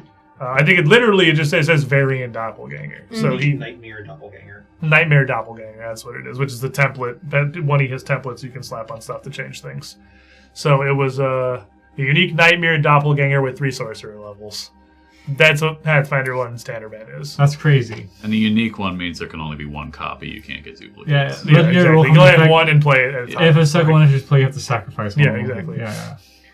Wait, hold on. I can't believe... I thought for sure this was insane overkill. And once again, everyone's fine. Not for lack of me trying, but I mean, there was an insane amount of luck. Literally one more round. I'm confident that Cammy would have died. Confident. I think one more round there would have been very possibly player deaths. Hold on, what about because Bambi? the claw does so much damage. And where were you Where's at the end? Bambi? We had just pulled you up, but didn't you take more damage again? No, I was flying. Oh, that's right, you went up. She was fine. She got Mouth Stinger. Yeah, I got Mouth Yes, Stinger, that's but I right. was still up, and I still had a hero point. And then, but generally, I was still up, and I was close enough. I think I could have gone to the head, but that never know. You never know. Yeah. What's funny is that we almost. I mean, obviously, there's a lot going on, and like this is Pathfinder encounters. You don't get to like scientifically dissect every creature.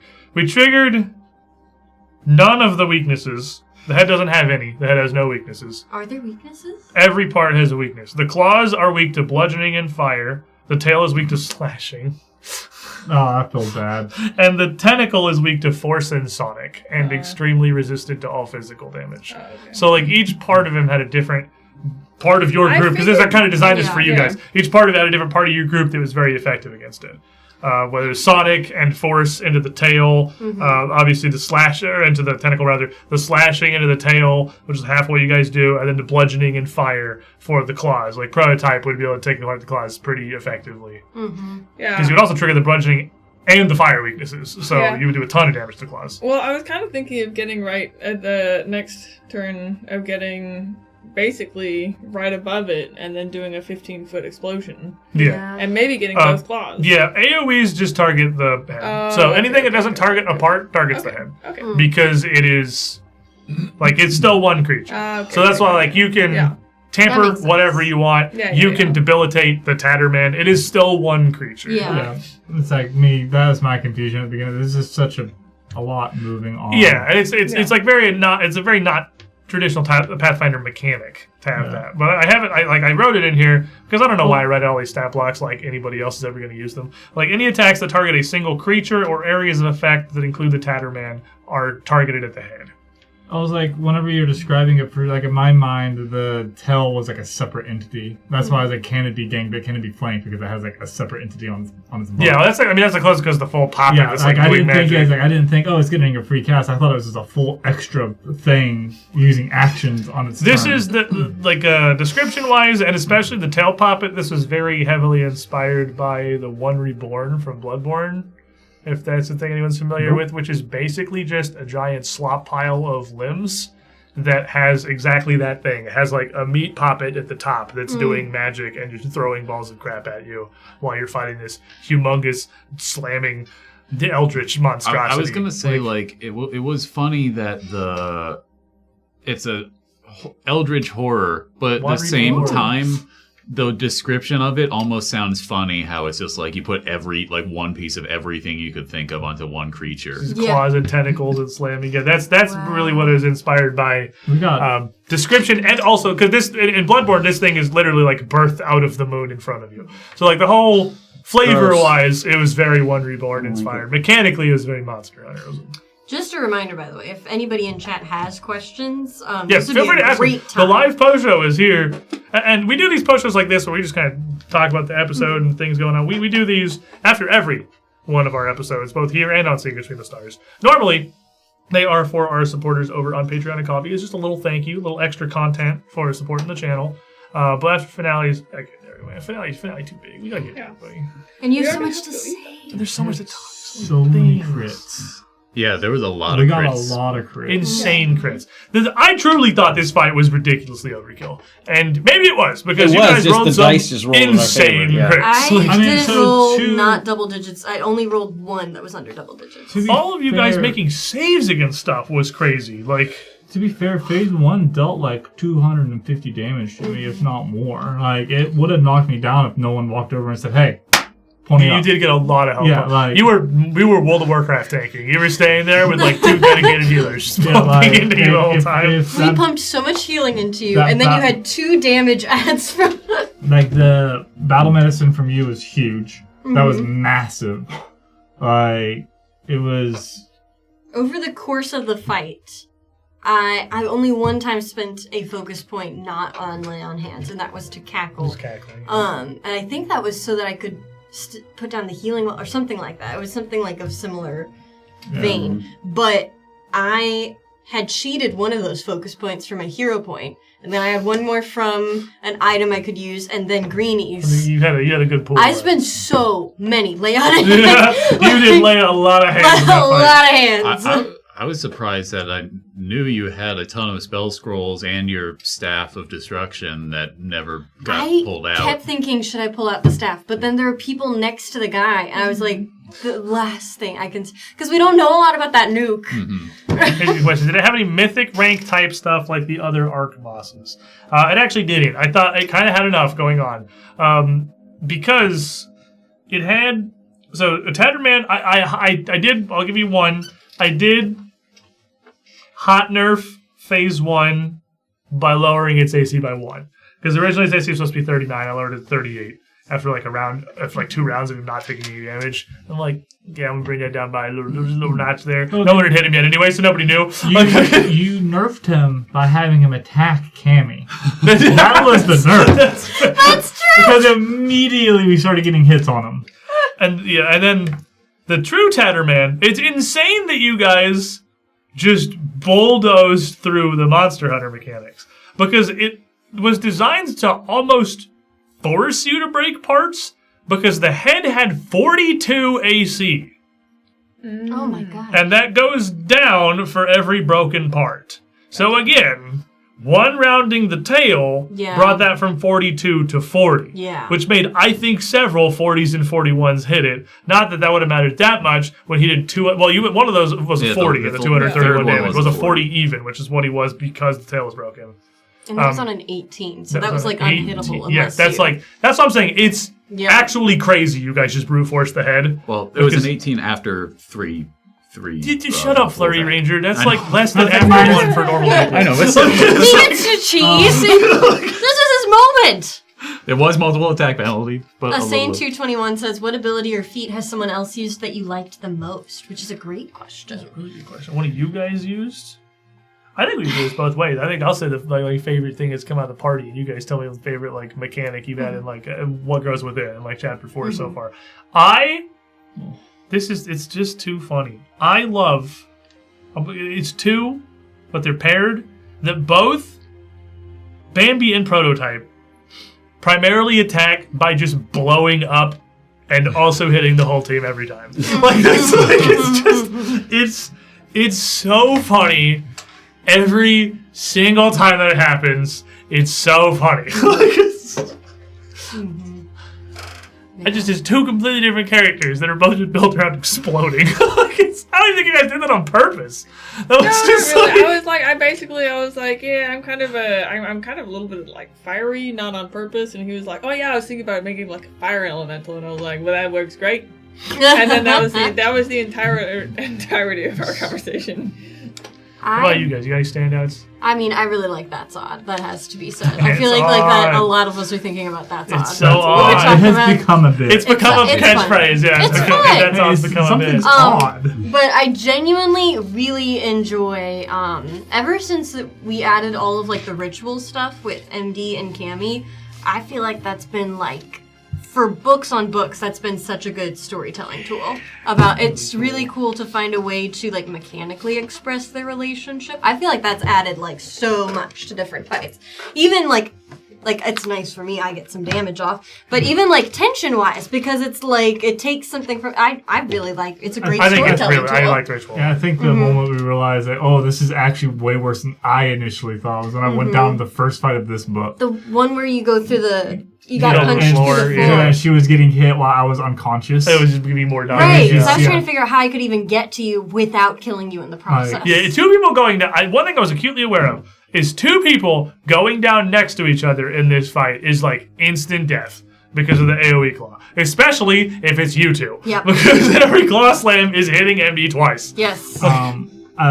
Personally, I like all the elemental arrows that Marcus is using and how he's like, I load them up and I get them ready for the next turn. Like, I strike this arrow, we're going to try this, we're going to try something new. And like him using different types of arrow types is always fun and entertaining. Yeah, I like having them, and I definitely want to restock now because they're really cool. It's been really nice having like a little bit of something else extra. Like, I mean, persistent damage is amazing as it is, but also just having that little extra like different damage type or something also makes it really cool. And having the penetrating one for if I can get somebody on a line. So good. Line shot arrow good. Drill arrow good. Yeah. I do like how big the map was to where like, you can actually be so far away. And Ranger doing actual That's pretty cool. I try to include opportunities for long-range characters to do long-range. To be outside of ball because Paizo sure doesn't. Yeah, but that's true. They do sometimes. But does Ranger have access to the volley stance?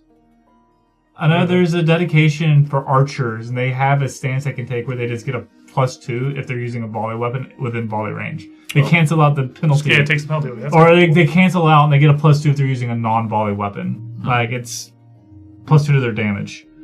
Yeah, but... I don't know. It's weird that Rangers don't have that. Yeah. Did you have a favorite, Bryn? So I really like the... So for someone who doesn't like rules... and words and stuff. Thinking. That like thinking in general, I'm like not a huge fan of. I actually really love making the battles, like the fights, more gamey, where you have like, don't stand next to him because he's about to explode. Stand over here because you know you don't want to be over here. Make sure to stay in the shade because you're gonna might explode over here and go over there. So like in that, it makes it more of a game. Yeah, it's more interesting. Yeah, while being like it gives you. Like, two objectives.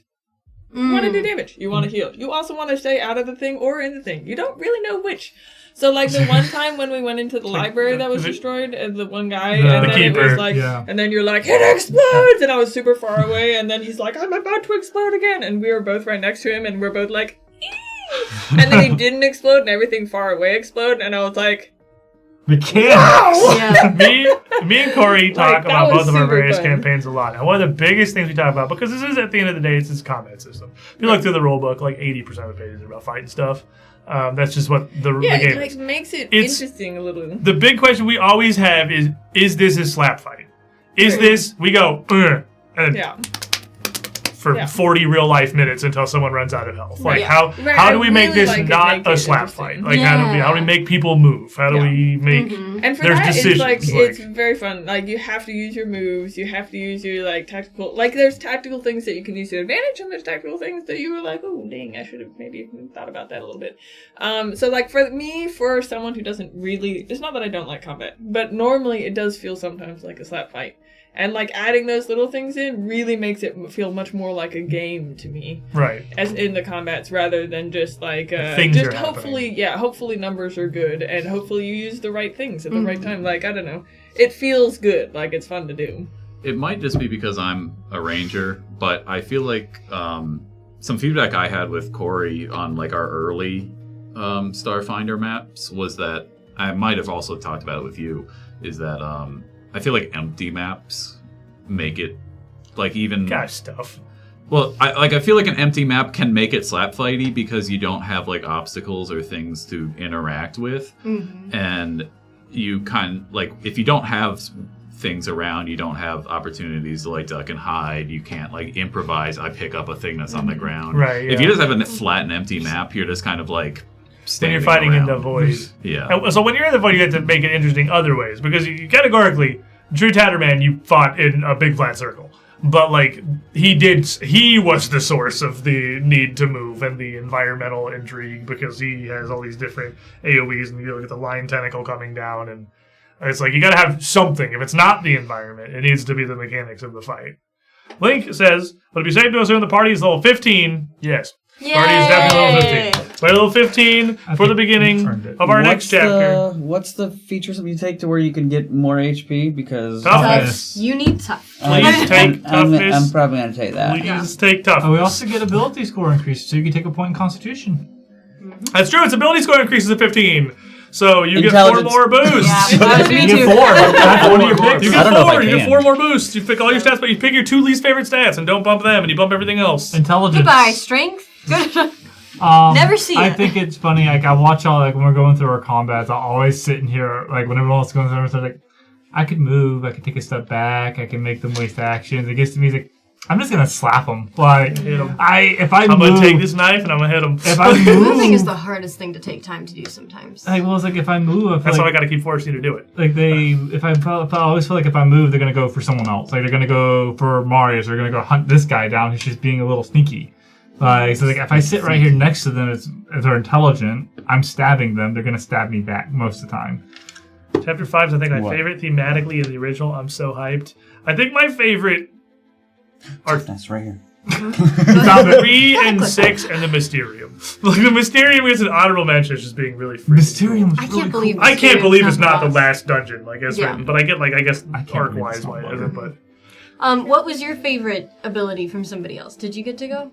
I mean, I kind of said I really liked just the fact that he actually was able to get the distance. I really like that because I mean I played. I feel like that he has long range. It's kind of cool. Someone who doesn't have to run into melee. Yeah, for it's 30 like feet. we're not like in tiny little things. We realistically really long. spread out. We're like 100 feet back for half of that. Yeah. Wait, that's conveniently my range with this without pulling in any extra bonus there.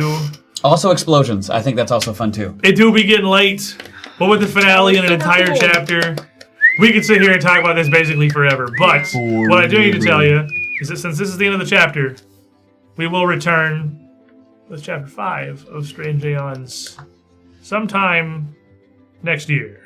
It's going to be a little while. We got the holiday season. This ended up wrapped at a really good time here. This wrapped at a really good time. I think I nailed it. Yeah, because it's the holiday season where everyone would have to be missing for tons of stuff anyway, like every single weekend. So this is a great time to wrap this. We're gonna, gloss over that. Wrapping it up like a present. And then next year, before we get to chapter 5 of Strange Aeons, we do something a little bit different. So hang out. We're gonna talk about some stuff. We got some fun things coming. I'm gonna abdicate the GMC. I'm gonna take a little break for a little bit. We're gonna put somebody else over here. It's gonna be Marcus, and he's gonna kill everybody because he's Marcus, we're all gonna die. Join the Discord, follow Twitter, do the social media things. Stay tuned. What's coming next?